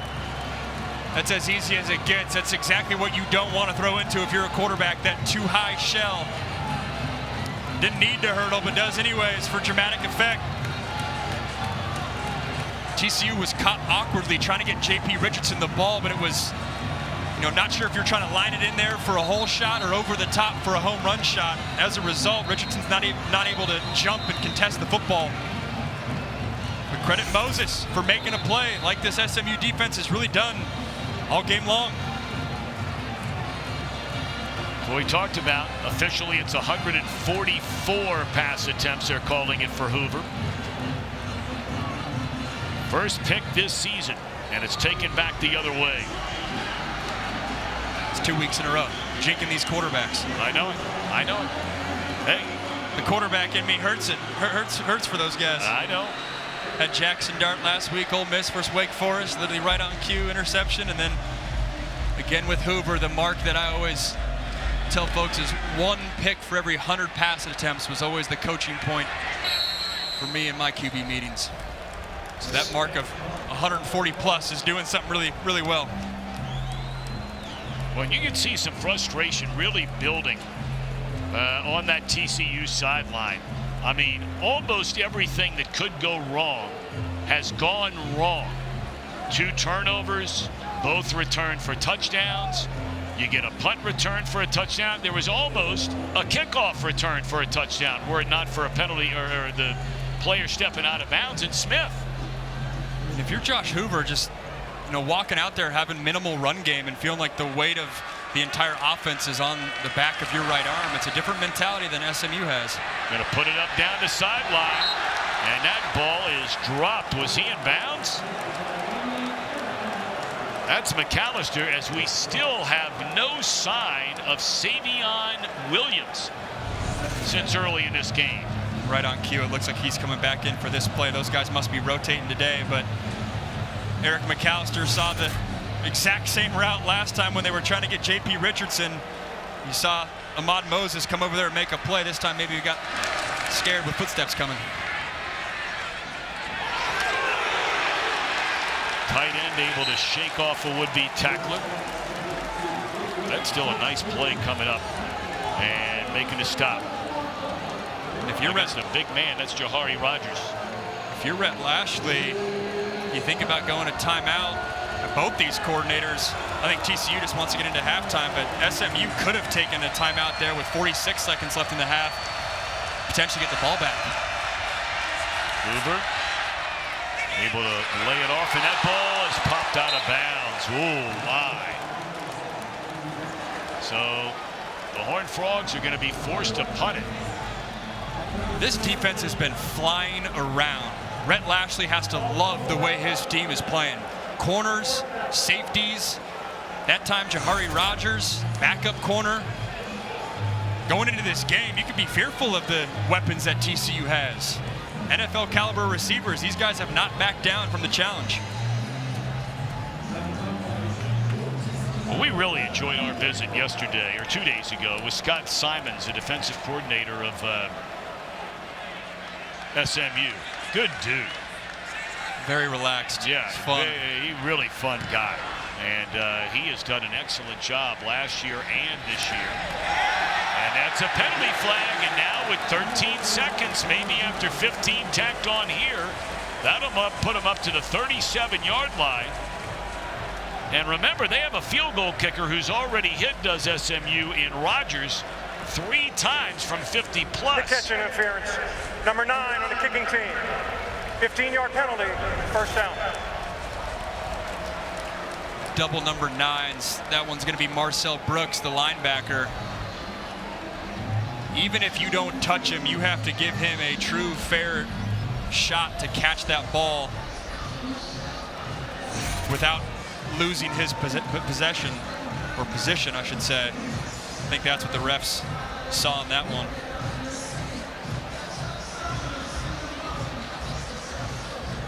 I had to let that song go over the air, that line. That's one of the greatest songs of all, greatest lines of all time. What's that? Gotta kiss myself, I'm so pretty. Oh, there you go. That's big top line. I think I banned Bruno Mars on my wedding. Okay, all right. Big run down the sideline by Smith. And the clock has 7 seconds left. Now, he did not get out of bounds, so SMU had to spend a timeout.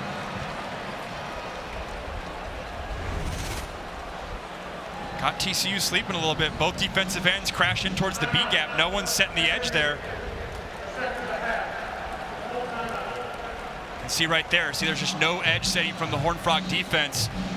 Brashard Smith taking it easy, and Rhett Lashley was frustrated at the end. I wonder, he wish he would have got out early, out of bounds earlier. I wonder what he's frustrated about, because 7 seconds is always the cutoff. When you're in 2-minute mode, it's about the cutoff. 5-6 seconds is not enough time to complete a quick little out route and then do another kick attempt off of it, or on the back of it.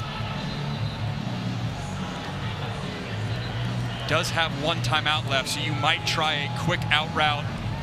If it's there, great. If not, throw it at his feet or chuck it right to the sideline and move on. Well, we talked about the leg on their kicker, Rogers. He's hit from beyond 50 today. He had 2 from 50 plus last week.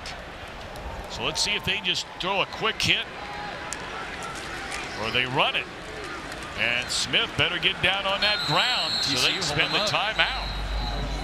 Coaching point right there. If your TCU is hold that ball carrier up. Yeah.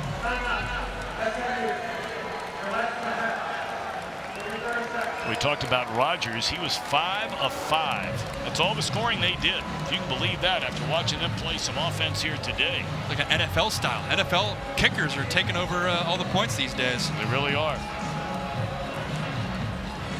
Career long 53. We saw he has the most field goals in the country. This SMU offense, only 22 other teams in the country have more trips inside the red zone than the Mustangs through 3 games this year. That's what was so frustrating if you're Rhett Lashley. You've been moving the ball, you just weren't able to convert. We mentioned a career-long 53. This one will be a 49-yarder. Yep. Out of the hold of Isaac Pearson, the snapper Will Denton, the fourth, and TCU will try and, if there is such a thing, ice the kicker. That started, of course, in basketball with trying to ice the free throw shooter. What a mistake that was, though, by the TCU defense. Almost like they were caught sleeping on that chunk run play. It's almost like they were like, all right, let's go into halftime. Only having 4 defenders right there at the line of scrimmage. That was an easy pickup. That's just giving away points if to a good, strong kicker that SMU trusts.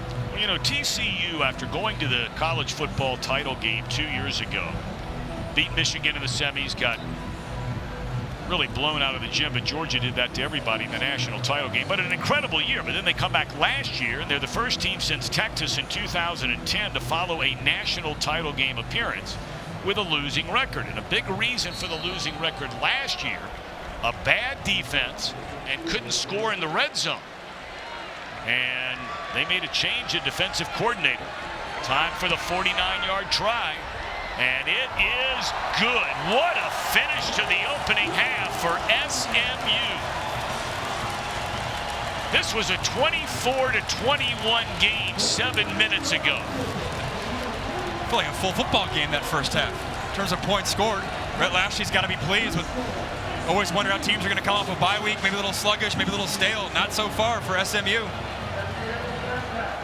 So Coach Lashley is standing by wearing captain for SMU here today. Shane's looking good. Hey, buddy, he's looking good. That dude doesn't mess around. Talking about Trevor Scales in the gym, Troy Aikman. Those two guys be getting after it now. Yeah. 17 unanswered points. The last time SMU had 3 or more touchdowns that did not come on offense was 4 back in 2012. It's been a while. So TCU will get the football to begin the second half, and look out right from the get-go. Here's Jordan Bailey, and he's going to take it inside the 20 and takes it to the house.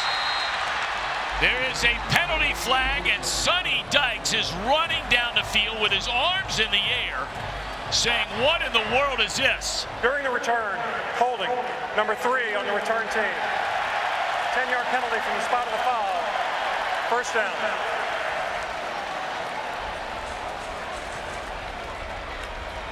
Man, and he is hot with the official on that sideline.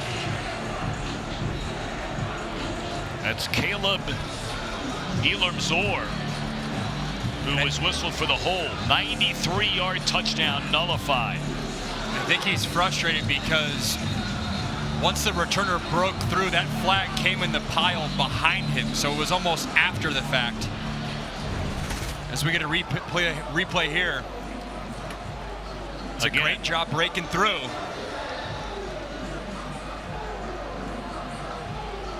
After the play was over, unsportsmanlike conduct on the TCU head coach. At the distance to the goal line, first down. This is the head coach's first foul for unsportsmanlike conduct. So it's gone from bad to worse, and of course there are a lot of hecklers in this crowd. On the SMU side to Sonny Dykes. I mean, they felt left, high and dry when he decided to leave SMU 3 years ago and go to TCU. Gonna get another look here. It's Caleb Elam-Zor, 3 right there. Man, that's tight. I don't blame Sonny for getting pissed on that one. Well, as it's incomplete it is complete up to the 31-yard line, so that's to Savion Williams. Another look right there, right in the middle. As he tugs away, man, there's not a lot there. Not a lot there, especially in the context of some of the other calls that have gone their way. Sonny Dykes trying to fire up his squad. I understand the frustration. TCU, 8 penalties in this game for 70 yards. It's been a problem for both of these teams. Penalties have been a big deal. Southern Methodist trying to get it all cleaned up. Only 3 of them today. And now the officials are huddled around the 29-yard line. Don't know what this is all about. I think they're trying to figure out to start this drive. Unsportsmanlike conduct on a TCU head coach. Half the distance to the goal line. This is the head coach's second foul for unsportsmanlike conduct. By rule, he is ejected from the game. So how about that? Wow. Sonny Dykes is thrown out of the game. He argued the holding call, ran one play, and clearly went back to the well once too often for this officiating crew. And so Dykes, this is going to be a long walk back to that TCU locker room. He is going to hear it from the crowd. For a head coach that left SMU to go be the head man at TCU, these fans are fired up. You do not see that often. Usually it's one sportsmanlike conduct. All right, that's enough. To get a second before the next play has been called is extremely rare. What's not insignificant is Sonny Dykes has built his staff with a bunch of former head coaches. Todd Graham, Dana Holgerson, Andy Avalos, his defensive coordinator, was the head coach at Boise last year. So interesting to see who ends up taking that reins after him. But obviously a loss in him trying to spark up his team. Well, it's taken way too long down there. I mean, quite honestly, Dykes has already made the mistake twice. It's time to get him off the field and play the game with all due respect. I mean, this is just holding up everybody for what? He's already been thrown out. Trevor? Yeah, and the entire game, right? It's been a chirp fest from the student section, which is on that far sideline immediately behind the TCU bench, regarding Sonny Dykes. They have come up with all kinds of chants that have all kinds of expletives within them to let him know that he is not in friendly confines. This is obviously just it hitting a head at this point. And Sonny Dykes is not an emotional head coach. He is very relaxed. This is out of character, but I would argue potentially calculated to try to spark up his team. And it all comes back to that second offensive play by SMU, that forward progress call that felt like that was a missed turnover for TCU that SMU reaped the benefits for. Ever since then, feels like TCU's been battling the referees. Well, he's arguing with those from his own conference because these are Big 12 officials today. And I mean, they are giving it to Sonny Dykes. This guy did a lot of great things for this program. Gives a few fist pumps while he walks by his fans. So on the very next play, completion to Besh, up good enough for a first down to the 29-yard line. So we haven't even played a minute yet. And plenty of fireworks. Sun fading away into the western sky at this point, and so hopefully it'll cool off a little bit down on that field. Here's Cam Cook, spins his way for a gain of 4. There's a lot of football in this game now. No doubt. No doubt. And that's going to be the challenge for Kendall Briles right here. Is feels like this game is an absolute shootout. Obviously, with SMU scoring 41 points in the first half, but you can't totally abandon the run game with Cam Cook because there's 2 full quarters of football left to play.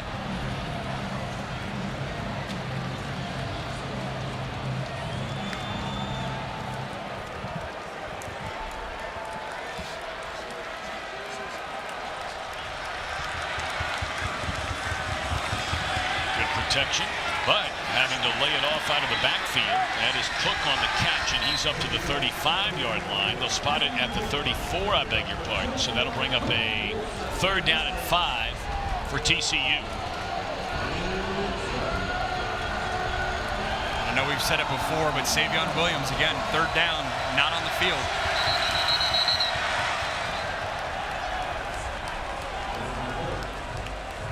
Flag saluted to the field. This will be another penalty. False start. Number 56, offense. 5-yard penalty. Repeat the down. Man, oh man, oh man. That is going to go against Ben Taylor Whitfield.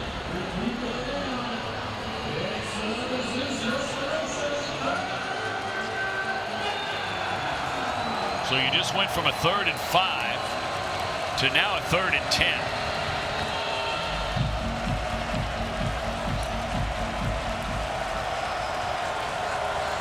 Hoover's going to have to make sure he doesn't make a bad series even worse. Protect the football.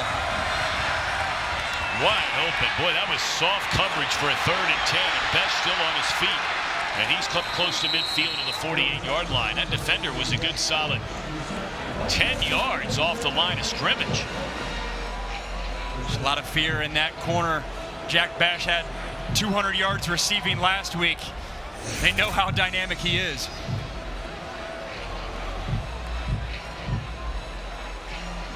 Get this TCU offense on rhythm. Talked about Hoover. We thought he was just a little bit off his A game early on. That'll be a gain of 6 to Jordan Bailey. You often hear offensive coordinators talk about their first 10 or first 15 plays to start the game. A similar mindset happens in the second half as well. Scott Simons, SMU's defensive coordinator, gave Kendall Briles a lot of credit for being a great first 15 offensive play caller as the flea flicker's dialed up. And it's dialed up and wide open. A catch is made, and this will go for a touchdown. So there's Besh again. He is the money man for this TCU team. So the head coach gets thrown out of the game. You thought you had a kickoff return for a touchdown. And moments later, a long touchdown pass, and TCU draws closer. This is phenomenal play calling. Get a post to your playmaker, Jack Bash. Go right back to him with the creative flea flicker. Get momentum back on your side. The quick strike offense for the Horned Frogs coming through. 46 yards. They're making sure now on a scoring play. Did his foot go out of bounds there along the sideline? They're still looking at this thing. Nope, they said no problem. 3 catches on that drive by Besh. That guy's going to play on Sundays next year. He's a stud. He Versatile really too. is. Inside, outside, physical, quick. Point after is good, so don't go away quite yet, boys and girls. We're not even 4 minutes into the 3rd quarter. And TCU has scored twice. Once it was called back, and the other time a touchdown. You're watching CW Football Saturday. Big weekend on the CW, presented by Verizon.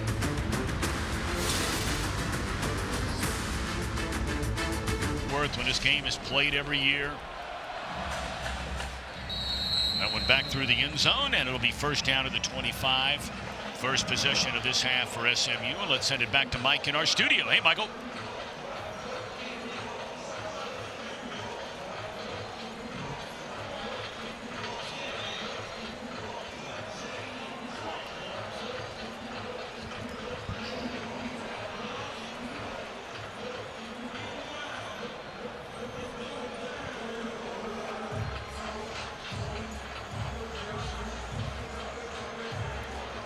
He didn't need to tell me earmuffs. We saw it at our halftime break, eating a sandwich. The 4th down stop or lack thereof. Michigan getting the win. Across the middle, wide open receiver. And off to the races, down the sideline, inside the 25. It's Moochie Dixon. And what a way to start the second half for Kevin Jennings. Little roll out to your right. Work your second progression. It's Romello Brinson working from left to right. Huge explosive play for this SMU offense. Gain of 51. And the chain gang can't even catch up before that first down run. There's a penalty flag down. He tried to hurdle him, did hurdle him. Wow. Illegal motion, number 30 on the offense. 5-yard penalty, replay first down. What a play by Brinson. One of those Miami transfers that didn't come over with Rhett Lashley, but obviously a relationship there. Rhett Lashley was the OC a couple or 4 years back.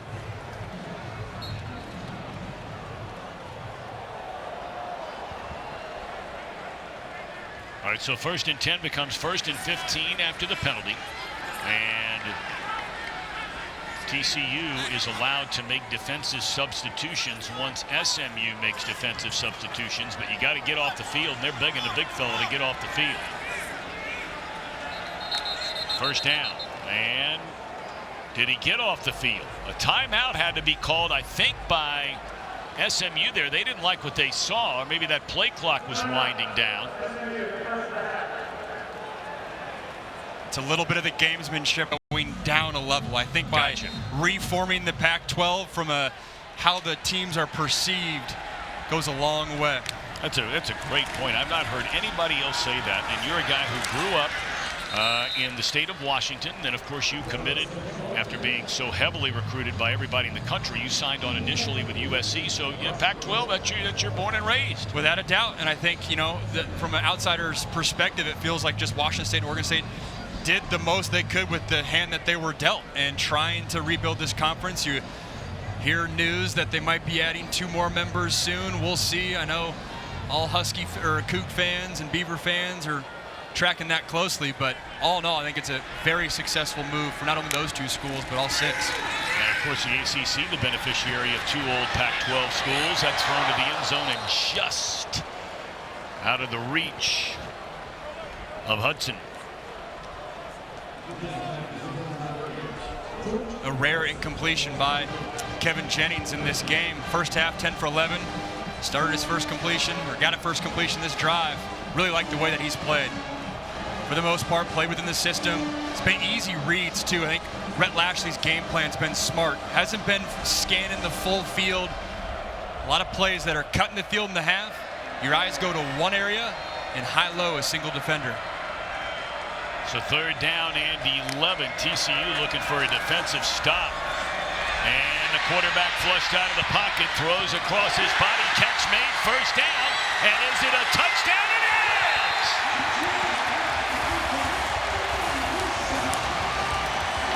Brashard Smith on a 3rd down and 11. Hauls in the score, his first receiving touchdown of the year. He played receiver at Miami for 3 seasons before transferring to SMU, moving to running back, showing the full skill set there, and Kevin Jennings is showing his full skill set. So much has been made about his legs, but rolling out, remains a passer, finds his man. Jennings making a play and trusting his playmaker Smith. Well, they're going to go for 2 to try to make this a 21-point lead rather than 20 if they kick the point after. And wide open. Ball is juggled. Did he catch it in time? Yes, he did. And again, it is Smith. Boy, he's some kind of talent, man. And he's injured. That is not a good sight. We hope and pray that young man's going to be all right. Banged into that cart down there. Hopefully he's okay. Got up. And the return is up to the 20-yard line by Jordan Bailey. So it is a 21-point SMU lead. They have hung a 49 spot on the board. 2 defensive touchdowns. A punt return for a touchdown, but Jennings has been incredibly efficient so far in this game. 12 of 14, 125 yards passing, 2 TDs, most importantly, no interceptions as well. Story of the game has very much been TCU's mistakes that SMU is taking advantage of. Credit Jennings for not only making plays like we saw there, but protecting this football. Jeremy Payne checks into the backfield. We have a lot of football left at 9:23. Can the Horned Frogs make something happen? They hand it off on first down, and that's a gain of a yard. Trevor? Fellas, just checking in on Brashard Smith. Did hit that cart cam, but was able to get up on his own power, walked off to the sideline, doing just fine. I will continue to update as we get more from him. Well, both teams are finally in the shade. Temperatures in the mid-90s, upper 90s here in Dallas. That's not a surprise for the 2nd week of September, 3rd week of September. That ball is dropped by Dominique Johnson. He might have heard some footsteps right there, and they're reminding him of that. Yeah, 230. That's a big back running a little Texas route. It's where you fake going towards the flat, then cut back towards the middle. Issue they didn't have Cam Cook or one of those other more speedster backs on that type of route. In fact, they could use a guy like Brashard Smith out of the backfield on that type of route. You're also seeing the offense use the iPads there. What a luxury that is, especially seeing the coverages and knowing exactly what the defense is giving you. Certainly an advantage this season. So a third down. We'll call it 3rd down and 8. Hoover hit as he throws. Is that a fumble? It's a fumble, and it is ruled down at the 1-yard line inside the 1. Started to think it might have been a 3rd defensive touchdown of this game for SMU. Elijah Roberts stripped it loose. Jafari Harvey picked it up. The captain for this defense, they thought this game was the type of game that he could really impact the game. So far this season, you hadn't played that many passing attacks, not that many opportunities for your pass rushers to pin their ears back and go get the quarterback. Today's ball game is something different. Elijah Roberts around that left edge, the offense's right edge, coming up with a huge sack. 3 turnovers in this game for TCU. A couple of fumbles by their quarterback. 1 scooped up for a touchdown, and nearly 2nd scoop and score there. What a complete effort this has been from SMU. No All doubt. 3 phases of the game. You wondered how they would respond too. Tough loss versus BYU. It's tough to, after a loss like that, go on a bye week. Want to get the bad taste out of your mouth. You'd love to just play the next Saturday. Have to hang around with that. Read and listen to everyone maybe doubting kind of where you're at. Having to decide your quarterback. Rhett Lashley's done a great job getting his team ready today. And I mean, if you're Lashley, this is a perfect kind of day for your quarterback. He has played very, very well. Don't get me wrong. As Smith leaps over, that ball may have come loose at the bottom of the pile. They call it a touchdown. He broke the plane before the ball came out. You see, he's not even holding it.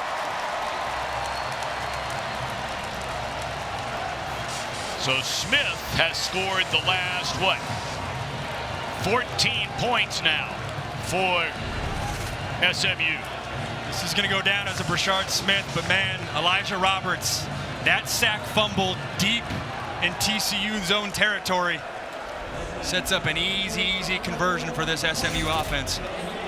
Well, Max, we were starting to say, you couldn't have drawn it up better if you're Lashley. I mean, you've not put the game in your quarterback's hands. You've not asked him to win it. Your defense, for all intents and purposes, has 3 defensive scores. It's 2, but it could easily be 3, and you get a punt return for a touchdown. Offense has been good, though. Offense has been phenomenal. Yeah. I think that was part of the frustration, too, coming off the BYU game, is you're used to being one of the most explosive offenses in the country. Not just a good offense. The standard is high here at SMU. I'd like to remind you, next Saturday, the NASCAR Xfinity play. By and large, a wide receiver at Miami of Florida. And, of course, Rhett Lashley knew all about him. Lashley was there when he recruited him, in fact.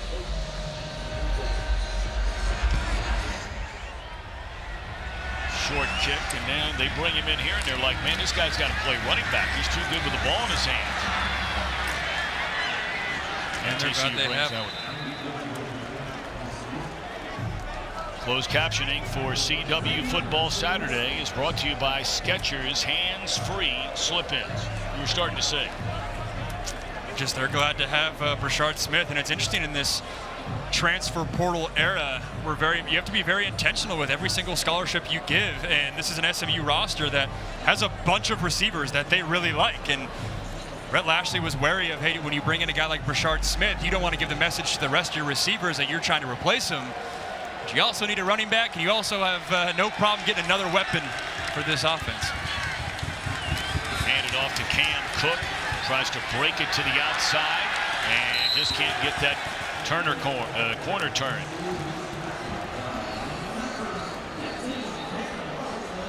So far in this game, it's been the same struggles that TCU's had this season, just inability to run the ball, which, hey, if you're a passing attack, it's good that you can just go to the passing game, but it just puts a lot of pressure to be perfect on offense, especially at the quarterback position. It's a lot of pressure on this offensive line when the defensive line feels that you're one-dimensional.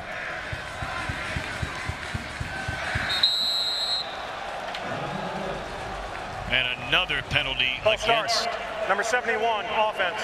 The Horned Frogs. Penalty, still 2nd down. That's again Mike Nichols. 3 of those for him today. We mentioned penalties for both of these teams the first 3 weeks of the season were just a killer. If you're just tuning in, Sonny Dykes was ejected from this game beginning of the third quarter, second unsportsmanlike conduct penalty, and you usually see that more in basketball, and it's a tactic for a head coach to invigorate his team, say, hey, come back with more energy. But it can go one of two ways. It can go that way, or it can be a more sluggish, start sleepwalking, your head coach isn't there, and it certainly has been the latter for TCU since Dykes has left the game. Yeah, they scored a touchdown, but since then it's gone straight downhill. And Dominique Johnson unable to hang on for the second straight pass that has come his way. That'll bring up third down and 15.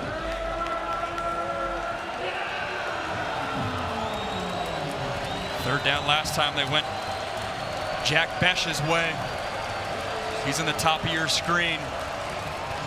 When we cut back to it, wouldn't be surprised if they go his way again.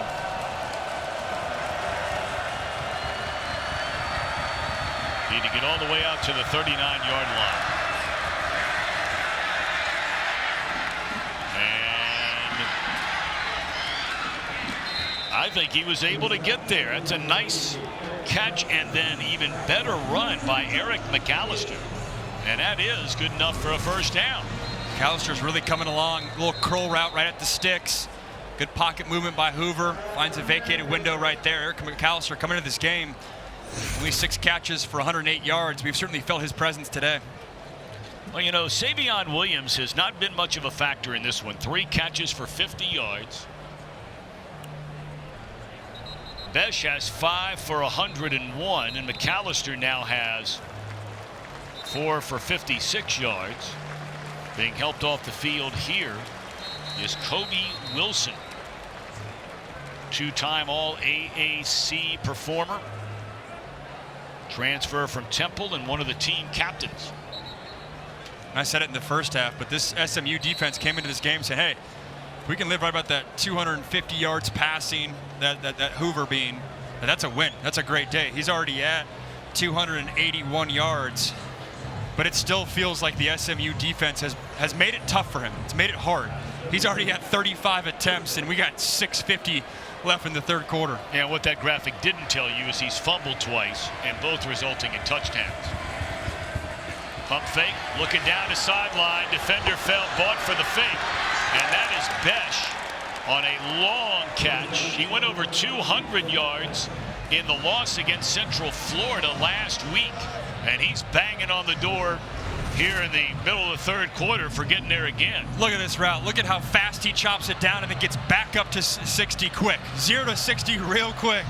That's a great route on the outside, one-on-one coverage. You fake the curl. You just threw a curl to his buddy Eric McAllister. Come back with the pump and go.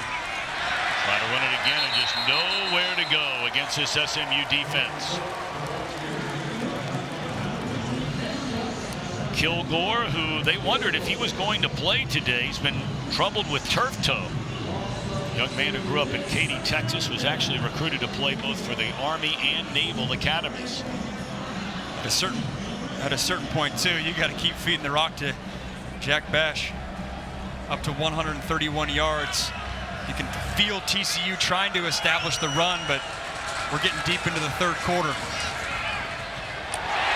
he overthrew Richardson, and it's intercepted. And bringing it all the way out to the 40-yard line is Ahmad Moses. We just made the comment. It seems like Hoover has just really been a little bit off today. And it's not beating the kid up in any form or fashion. Nobody's perfect. Ahmad Moses coming up with another interception. He had a dig route early on in the game. He almost got there. Overthrow from Hoover. Ahmad Moses is having himself a day. Dancing out there. I think in a rivalry game, I think he would have accepted it. Yeah, he might have been okay if you're doing that to TCU. Yeah. Especially when you're putting up 56 points. Think they were putting up 56 points back when he was playing QB? I doubt it. You got to go back. In fact, the 56 points ties the SMU series record in a game against TCU. And we still have a full quarter plus 5:27 left in this third quarter. I mean, going back to the Pony Express days before SMU was hit with a death penalty in this program in '85, they scored 56 against TCU. You know, it really is an amazing journey for these two schools being so close together. And the way their paths were so similar for so long, and then what happened after that death penalty was given to SMU. You know, all of a sudden TCU decided to start pouring money into their sports, especially on football. SMU still had a team when they brought it back years later, but they were only averaging about 3 wins a year. In fact, it got so bad that Eric Dickerson, one of the great all-time players in the history of the sport, he was with Craig James in the backfield back in those days. He made a comment, look, if they're not going to try to win, they ought to just get rid of the program. And man, did that ruffle some feathers. Meanwhile, down the road, Gary Patterson has 6 top 10 finishes from 2008 to 2017, builds a powerhouse down there. And as every study proves, beyond even a fraction of a doubt, well, Flea Fickler here, and that ball is just thrown out of bounds. But when you have a good football team and there's a flag down, that might have been a late hit on the quarterback, your enrollment skyrockets. When SMU's football program went to the tank, so did the applications. TCU's jumped over 40%. Roughing the passer, number 11, defense, 15-yard penalty, first down. Well, these things are getting silly now. Yeah, they're going to get Devin Deal right there on the late hit. But the amount of money that TCU poured into their sports is just incredible. Their facilities over there in every sport. You know, 2 years ago, they go to a college football playoff. They go to the men's NCAA basketball Sweet 16, and they go to the College World Series. So they got it going on. Now, SMU is now coming into the ACC back in a power conference for the first time since the old Southwest Conference.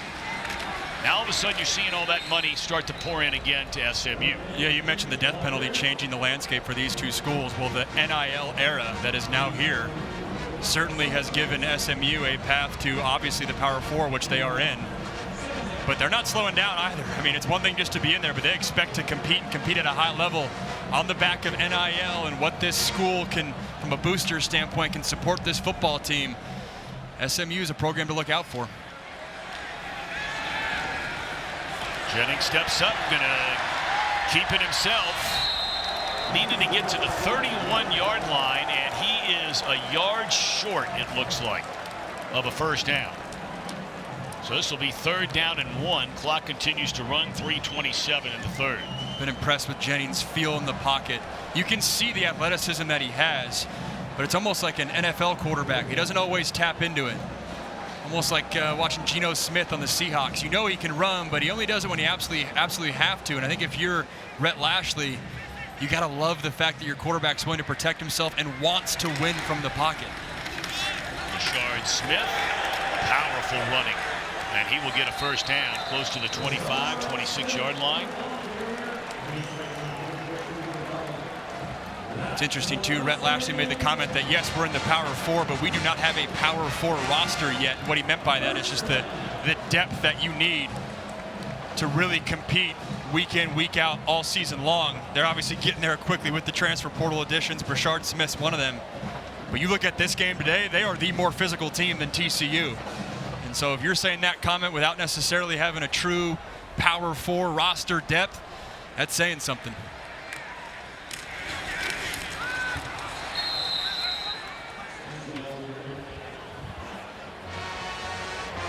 We're talking about SMU back in the old Southwest Conference. And then the ultimate formation of the Big 12, and they were left high and dry because of the penalty. And then years of just really being a down program. TCU as well. They go into the WAC, Conference USA, the AAC for the last 11 years. And now the Atlantic Coast Conference. And again, to repeat, SMU agreed not to take a single penny of the Atlantic Coast Conference's television money for 9 years. Think about that for a minute. I mean, here right now, the ACC the biggest revenue source for every school. Yeah, Clemson and Florida State filing a lawsuit against a conference because they feel like they're not getting paid enough money. TCU said no problem, and the athletic director said no problem. We're all right. It goes to your point about school enrollment and just the power of having a Power 4 relevant football team, how important that is for the health of your university. Go through behind Smith right there. That could have been a touchdown. Yeah, they went with a little RPO look. Jennings decides to pull it. It's a lot of bodies to get that throw through. I'm sure Rhett Lashley's talking about, hey, maybe hand that ball off. But so far, I mean, throughout the day, good decision making by Kevin Jennings all day long. Very efficient day.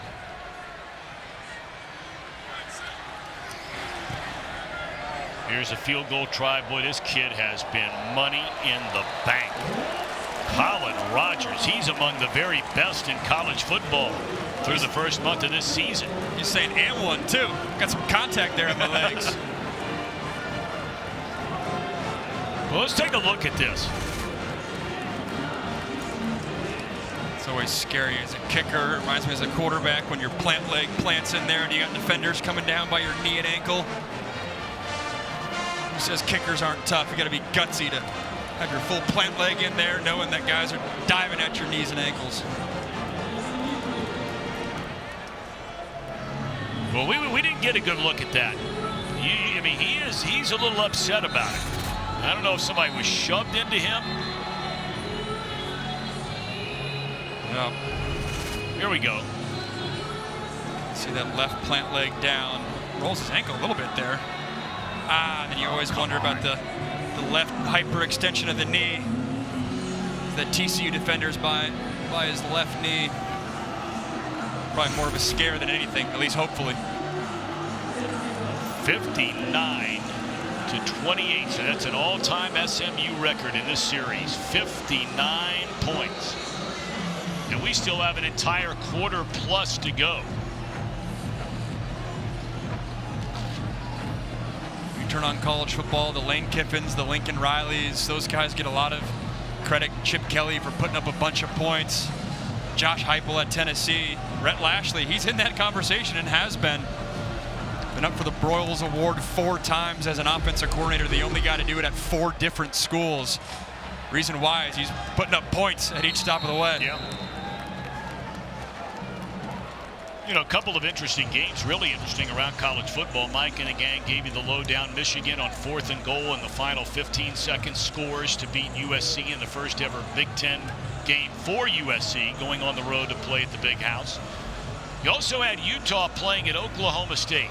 Man, I tell you what, and I've said this for 2 or 3 years now about Coach Whittingham. Unless they're playing, and let's fill in the blank with maybe 3 schools in the country right now, right? Ohio State, Georgia, Alabama. There is nobody else on the planet that I am betting against Utah. And they went in there and beat Oklahoma State on the road today. And, of course, that was out their quarterback again, Cam Rising, not at full strength. Another school you probably put in there is Texas. Where I beg your pardon. This year, I mean, for the long haul, it's been more. Yeah. Where Cam Rising's coming from, man, in all the quarterback talk, you forget about Cam Rising. I mean, he's been around forever, but to have him healthy enough to play, what an advantage that is for Utah. That's a big-time program. It sure is. The first year in the pack, or in the Big 12, of course, as there's Besh out to the 40. You know, you look around at Missouri this last week. And a little bit further down that list, you saw an undefeated Oregon team. And I mean, people all over college football are talking about that game coming up, and it's still 3 weeks away with Ohio State going to Eugene. Without a doubt, that'll be. I've already heard ticket prices for that one. That's incredible. And you didn't mention Miami, too. Miami's waiting for that. I mean, we thought that Florida road win was a big-time win. Florida's obviously sputtered a little bit, but Cam Ward is balling for the Hurricanes. There's another turnover on what would have been the final play of the quarter. Oh, did he? You can't. No. I beg your pardon. That was a forward pass, I think they're saying.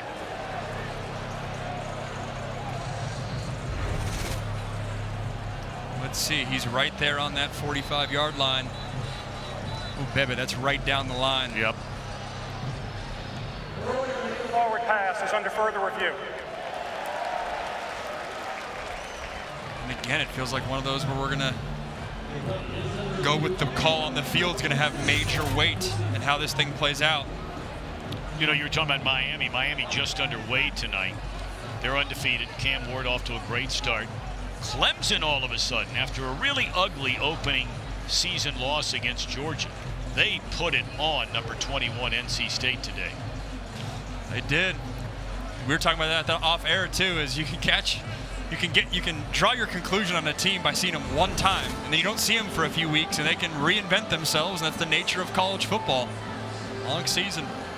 We're going to get this replay again here. I mean, it's right down this line.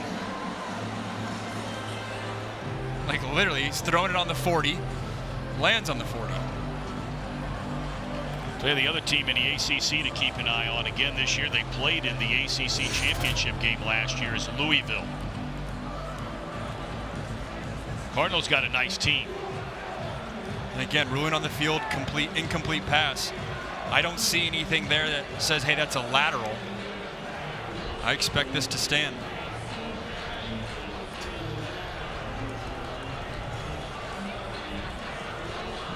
I think college football fans are going to have to get used to, hey, the days of going undefeated or one loss when that is the standard for some of these elite programs. Feels like it's going to be a year where you're going to have obviously 2 loss teams in the playoff. Yeah. I would argue you're going to have a 3-loss team in the playoff in that 12 spot potentially. Here's the ruling. After further review, the pass was backwards and immediately recovered by the defense. It will be SMU's ball, first down on the 40-yard line. Mike Mothershed, is that the way you saw it? I mean, we've been swinging and missing up here in the booth a lot today.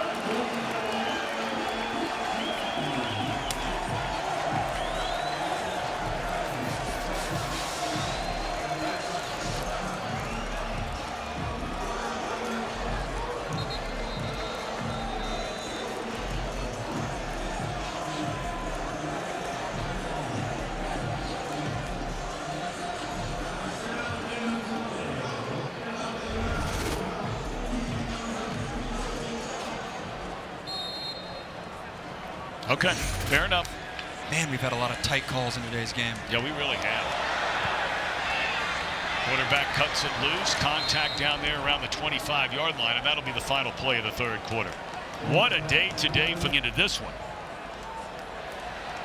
A total of 6 in 3 games, and they have taken the ball away regularly today. TCU's fumbled 5 times, lost 3 of them. And Hoover has thrown a pair of interceptions. And a pair of 2 of those fumbles are his. 5 turnovers in a ball game. Last time they did that, 2016 versus ECU. Club takeaway. We knew it was a factor coming into this game. They've put it to a new standard with this performance. Come off through play, third down.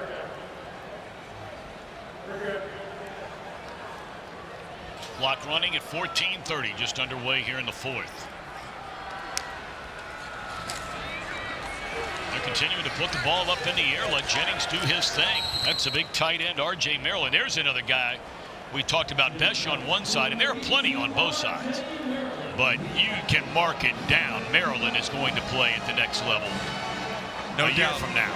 We called his name first pass play of the game, and then he was quiet, had that one catch a drive or so ago, but he's a weapon.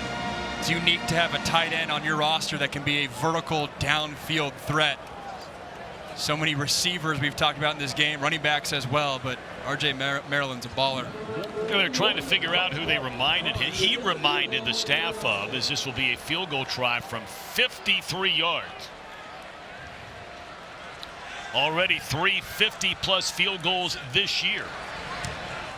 And is this another one? Nope, pulled it to the left. So a rare miss indeed for Colin Rogers. You still with Hoover at their quarterback. Trey Sanders in the backfield, and they're just going to try and run it. And that'll be a gain of 4.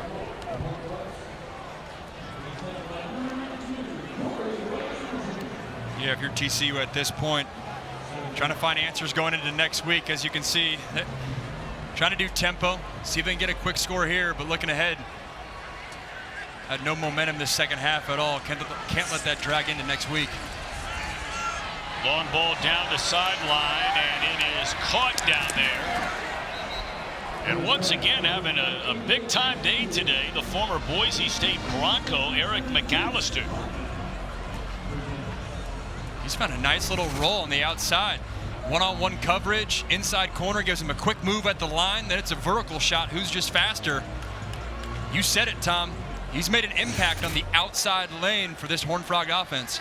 46-yard gain. Hoover's thrown for almost 400 yards. Of course, you know, it's like you said, you know, where's the sort of the happy ground, right? Where you want to be in terms of number of attempts. If you watch NFL, you watch college games, guys that are throwing the ball outside of double and triple overtime stuff. But if you're throwing the ball 45, 50, 55 times a game, we have a chance here today to see Hoover throw back-to-back games over 400 yards and TCU not win either one of them. And I asked Sonny Dykes that because Sonny Dykes comes from the Mike Leach tree, and Mike Leach, you know, to his admirable, he'd be like, hey, we'll throw it 50, 60 times a game, I don't care. But Coach Dykes said that Max Dugan, their star quarterback a few years ago, and his ability to impact games running the ball changed his mentality a little bit.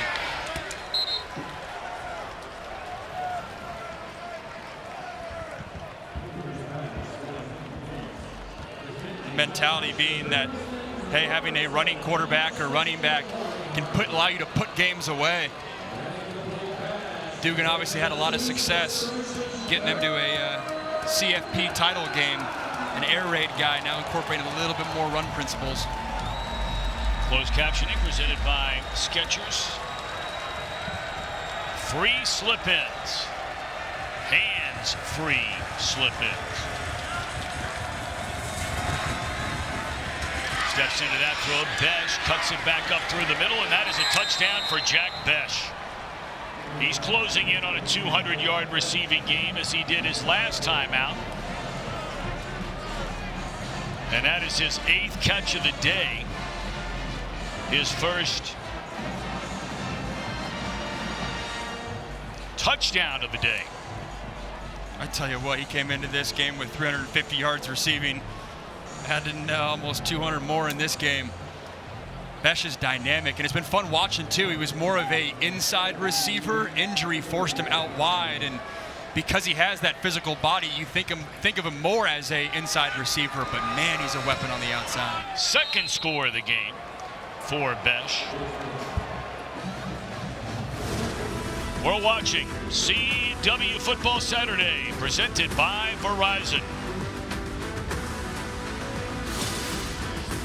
The whole momentum of that game, Sonny Dykes in the second half getting tossed out, and this TCU Horned Frog offense gave up 5 turnovers. Credit this SMU defense.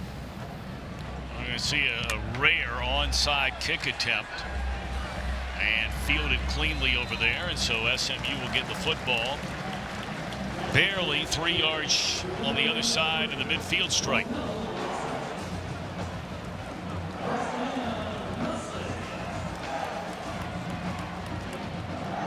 So much made this week of the decision made by Rhett Lashley of going with Kevin Jennings as his quarterback this week. You know, Preston Stone, a young man who's another local kid, just like Jennings is. A guy who threw 28 touchdowns and nearly 3,200 yards a season ago. He led the Mustangs into the AAC title game. He broke his leg in a loss to Navy at the end of November.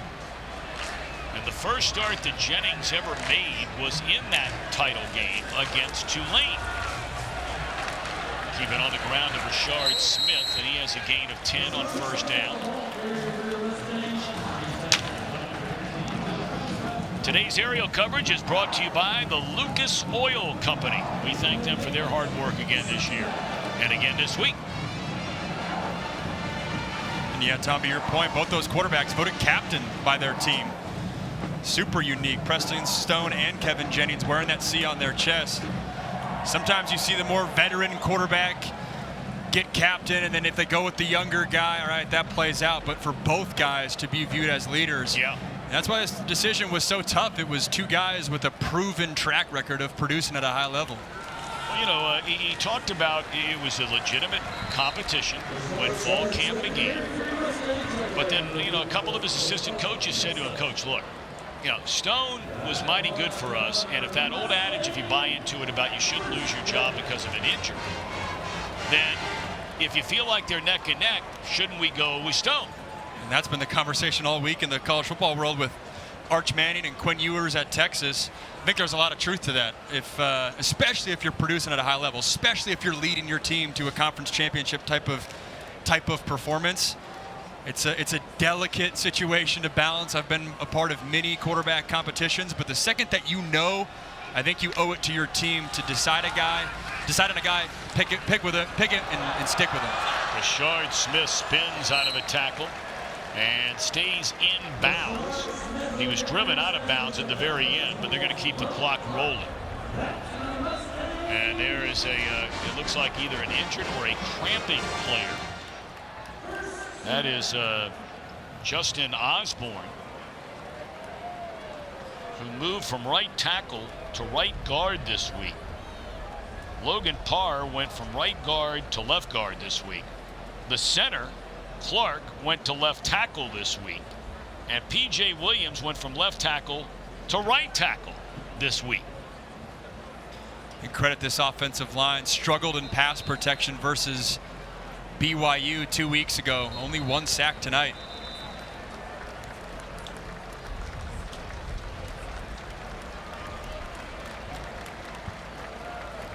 Like to remind you that coming up here shortly, it'll be Purdue at Oregon State.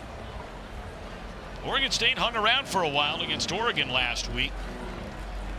Ducks are good. Ducks are good. That was a get-right game for the Ducks. Purdue, similar to the story of this game of opportunity to respond. Purdue got the doors blown off them versus Notre Dame last week. And Notre Dame got a win again today, coming back home to play against Miami of Ohio out of the Mid-American Conference. And speaking of the Mid-American Conference, Northern Illinois shocked in overtime this afternoon. We'll see them next week. Jennings on the keeper to the 11, and it's first down. Let's check in with Mike back in the studio. And Mike, let us know what's going on here for this back end of our doubleheader.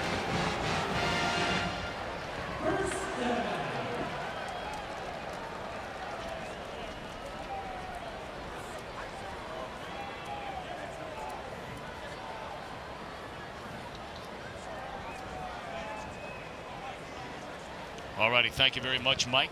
Look forward to that one coming up. Ted Robinson and Ryan Leaf on the call.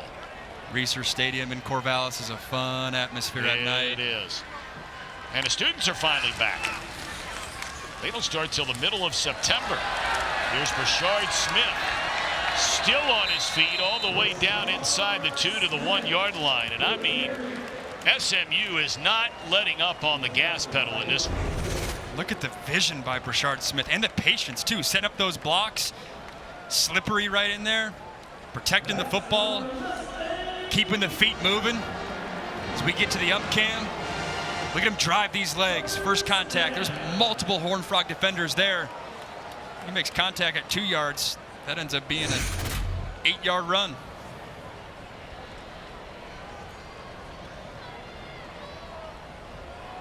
Oh, they're just letting the clock run and run and run and run. I would imagine this would be the last series we would see. I think the first teamers in there for SMU. As TCU went for the onside kick, because technically it's a 3-possession game. And that is a touchdown. Brashard Smith came into this game having a monster season. And what a day he has had today. Nearly 130, 18 carries for 127 rushing yards. He has 3 rushing touchdowns. And he has a receiving touchdown. He is a lead pipe cinch to be the ACC Offensive Player of the Week unless Ward goes and throws for 8,000 yards today or something. Don't speak too soon. Number 53, offense. 15-yard penalty will be enforced on the kickoff. This is where the officials really got to get a handle on this thing because it could get ugly here. Yep. We've seen a little bit of that already.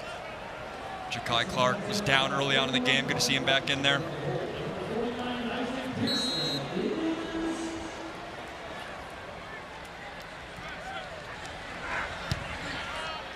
Rogers' point after is good.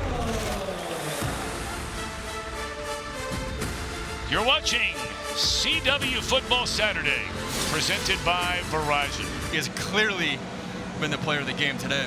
Well, you look at last year, he was a third-team All-ACC performer. 25th in the nation in all-purpose yards per game at 129. And you saw it today, 190. And he has scored 4 touchdowns. Dominique Johnson out to the 42-yard line.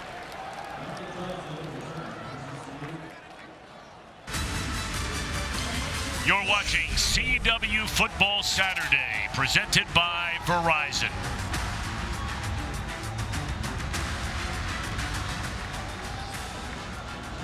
Been a long time coming for the faithful here at SMU. They have not beaten their arch rivals on their home turf since 2005, if you can believe that.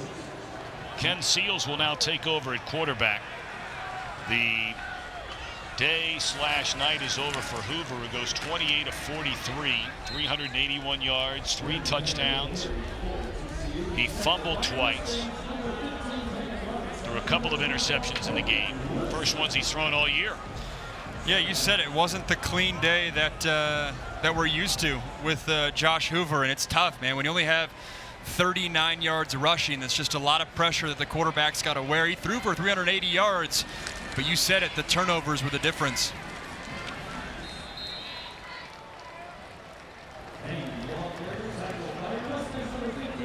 They're going to go to Ken Seals, the junior transfer from Vanderbilt, 6'3", 220. It was interesting, too. This was a quarterback room. Some TCU fans thought they might go into the portal this offseason. They did not. Elected to stay with Josh Hoover. Chandler Morris had moved on. Still a lot of talent in this passing attack. Yeah, not only a couple of years, 3 years at Vanderbilt, but Seals started 22 games there. He threw for over 4,300 career yards. And in fact, his completion percentage is still the highest in Vandy school history. So he played well for Vanderbilt. Vanderbilt's a much better team this year. I mean, we saw him early knock off Virginia Tech, the season opener. Yep. They lost in overtime today on the road at Missouri, a top 10 team. And the big day continues for McAllister, I beg your pardon. They found something with McAllister. Add him to as the 4th weapon from a receiver standpoint. I've been impressed, too, with their tight end room, too. The guys they're rolling out there, Dabney, Curtis, and Rogers. I would not want to play this TCU team in a Big 12 that could be wide open. I think it's Utah's conference to lose, the Big 12 that is, as we're seeing 101 combined points scored today. That is a lot of points. Yeah, so you've had a record 66 scored by SMU. Their former high was 56 in this rivalry, and now the two teams combining for a record. And is that ball on the ground again, or are they saying the runner was down? They're saying he's down. Jeremy Payne. Let's check back in with Mike in our studio. Michael.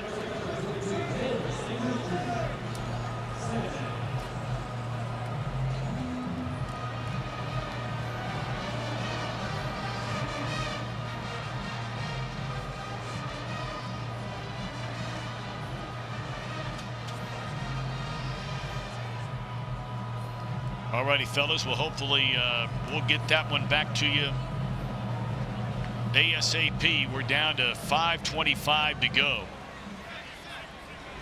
A day that belongs to the Mustangs in this rivalry. They had lost the last 4, 17 of the last 20.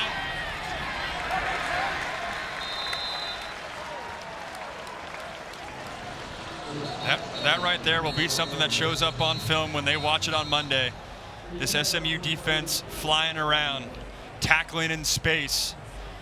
Right there, Kobe Wilson, their middle linebacker, transfer from Temple. It's been productive and showing it there. After the play was over, unsportsmanlike conduct, number 24 defense. At the distance to the goal line, automatic first down. This is number 24's first foul for unsportsmanlike conduct. It's Kobe Wilson. We just got finished saying this about 10 minutes ago, and it's been going on for the better part of a quarter and a half now. He's the one that makes the tackle, and then see how he gets up as he's got him in a little headlock. He's trying to get the Instagram picture, Tom.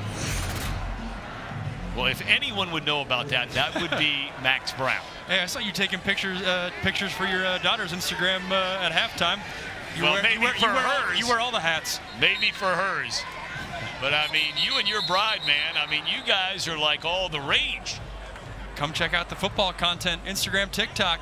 It's a good time. The ball's being placed at the 13.5-yard line. First down.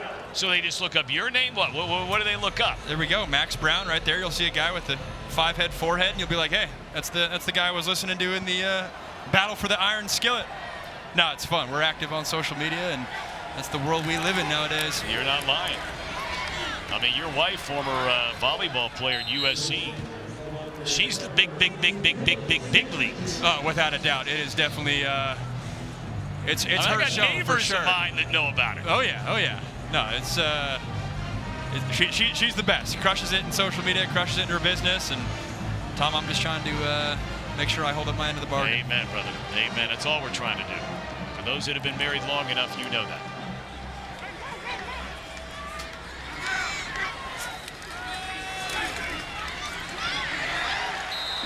You're scoring me major brownie points too when I fly home tomorrow too. Getting the shout out on air. Well, look, I got a little more game experience, right? I mean, I've been married 24 years now. There you go. So tip of the cap. Yep. And so, you know,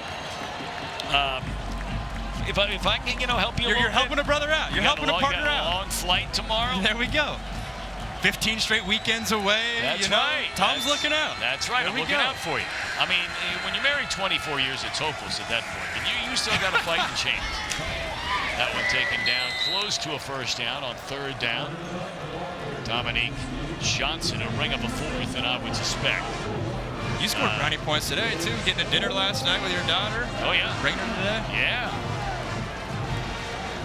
Got a long drive down there to see her in Fort Worth later tonight. Well, for those of you tuning in to see the start of Pac-12 football, Purdue taking on Oregon State. That game will be kicking off over on News Nation at 8:45, about 2 minutes from now, 8:45 Eastern, 5:45 Pacific. News Nation. To find it, go to joinnn.com.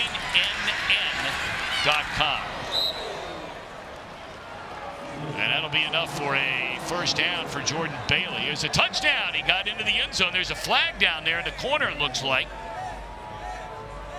as he was able to get in. But we see if it'll stand. The old dump-off pass. Looked like he got that front pylon.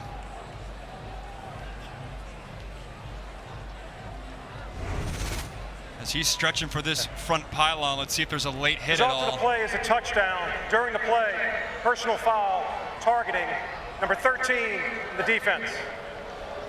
The play is under further review. They're going to get Jalen Davis Robinson at the very end rather than going with a true form tackle. He almost headbutts Jordan Bailey. When you look here, watch the crown of the helmet from Davis Robinson. It's always the bang bang, helmet to helmet, head down. Just got to keep your eyes up.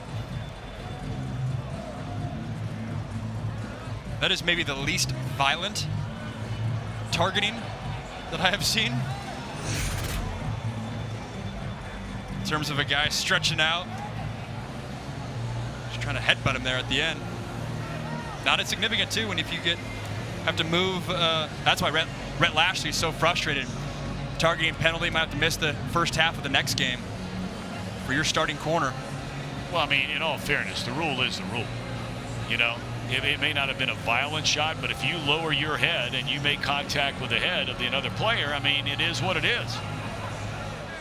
After further review, there is no foul for targeting on the play. All right, there the you go. result of the play of a touchdown is confirmed.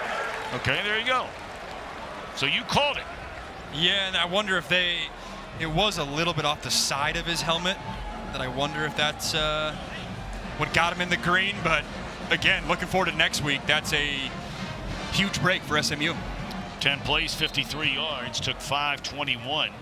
Scoring drive for TCU to make it a 66-42 game with a point after.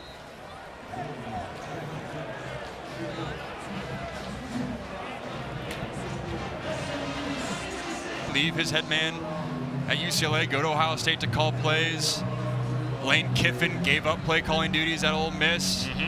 You know, it's been a trend as the NIL era of college football where the head coach's time is taken to fundraising and booster relations and all those non-football activities. It's an interesting dynamic as Rhett Lashlee continues to be a play caller, but you're seeing more and more coaches who grew up as elite play callers giving up those duties. Yeah, Ryan Day, another one this year when he was able to bring in Chip Kelly as head coach of UCLA to be his offensive coordinator in Columbus. Yep.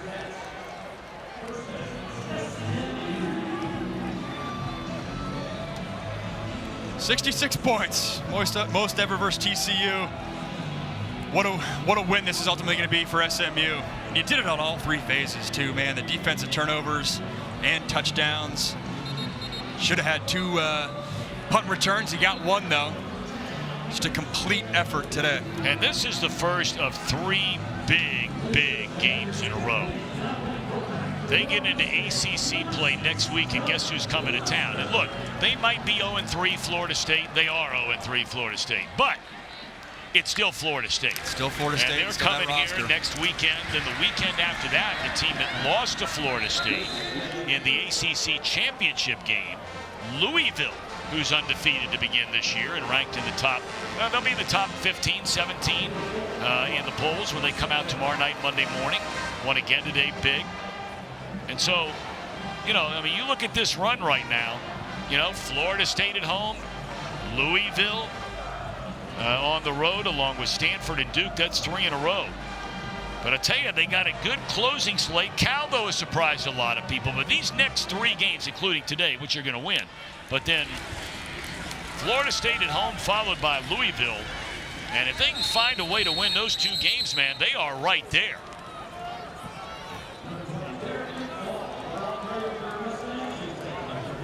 Two-minute timeout.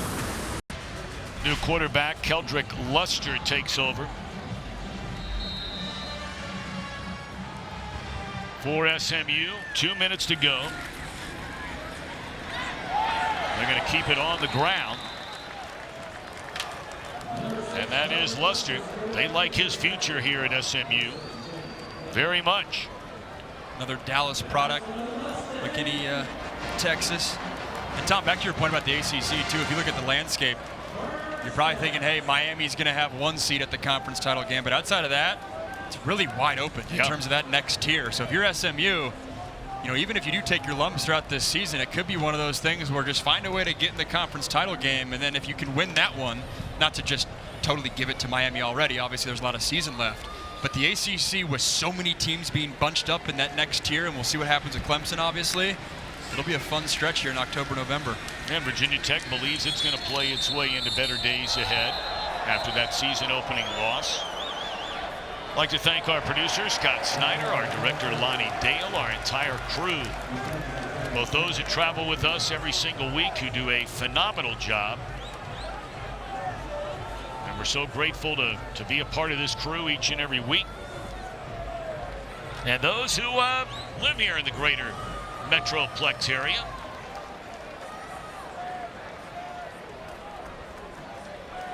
After the play is over, unsportsmanlike conduct. Number 42, defense. 15-yard penalty, automatic first down. Boy, it's a good thing this is not an NFL game, because there'd be guys getting fined all over the place. That'll be against Chapman. Yeah, it's one of those things when your head coach gets 2 of them, kind of makes it okay, or at least you don't have as much room on your Monday meeting to get after your players. He gets up a little aggressively there. That to me is more the refs just making sure this thing doesn't get out of hand.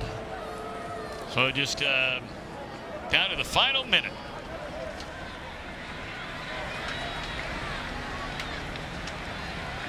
This will be a big Saturday night right here, right around Highland Park, Texas. They will celebrate a win for the first time against their rival TCU Horned Frogs in Dallas since 2005. What a huge momentum moment for Rhett Lashley and his bunch. You go into Power 4 football this year. First time being up in the big leagues in a while. And you get and bring home the Iron Skillet. Amen. Cook up a good Texas breakfast in that bad boy tomorrow morning. Some frogs, that's what the story tells me. Started with some frogs. I don't know if they're cooking that tonight, but they're doing something with it. Oh yeah, they'll be drinking out of that thing tonight. So for Max Brown, Trevor Scales, our entire crew, Tom Brenneman saying thanks so much for being with us. Huge weekend on the CW. After this break, more to come.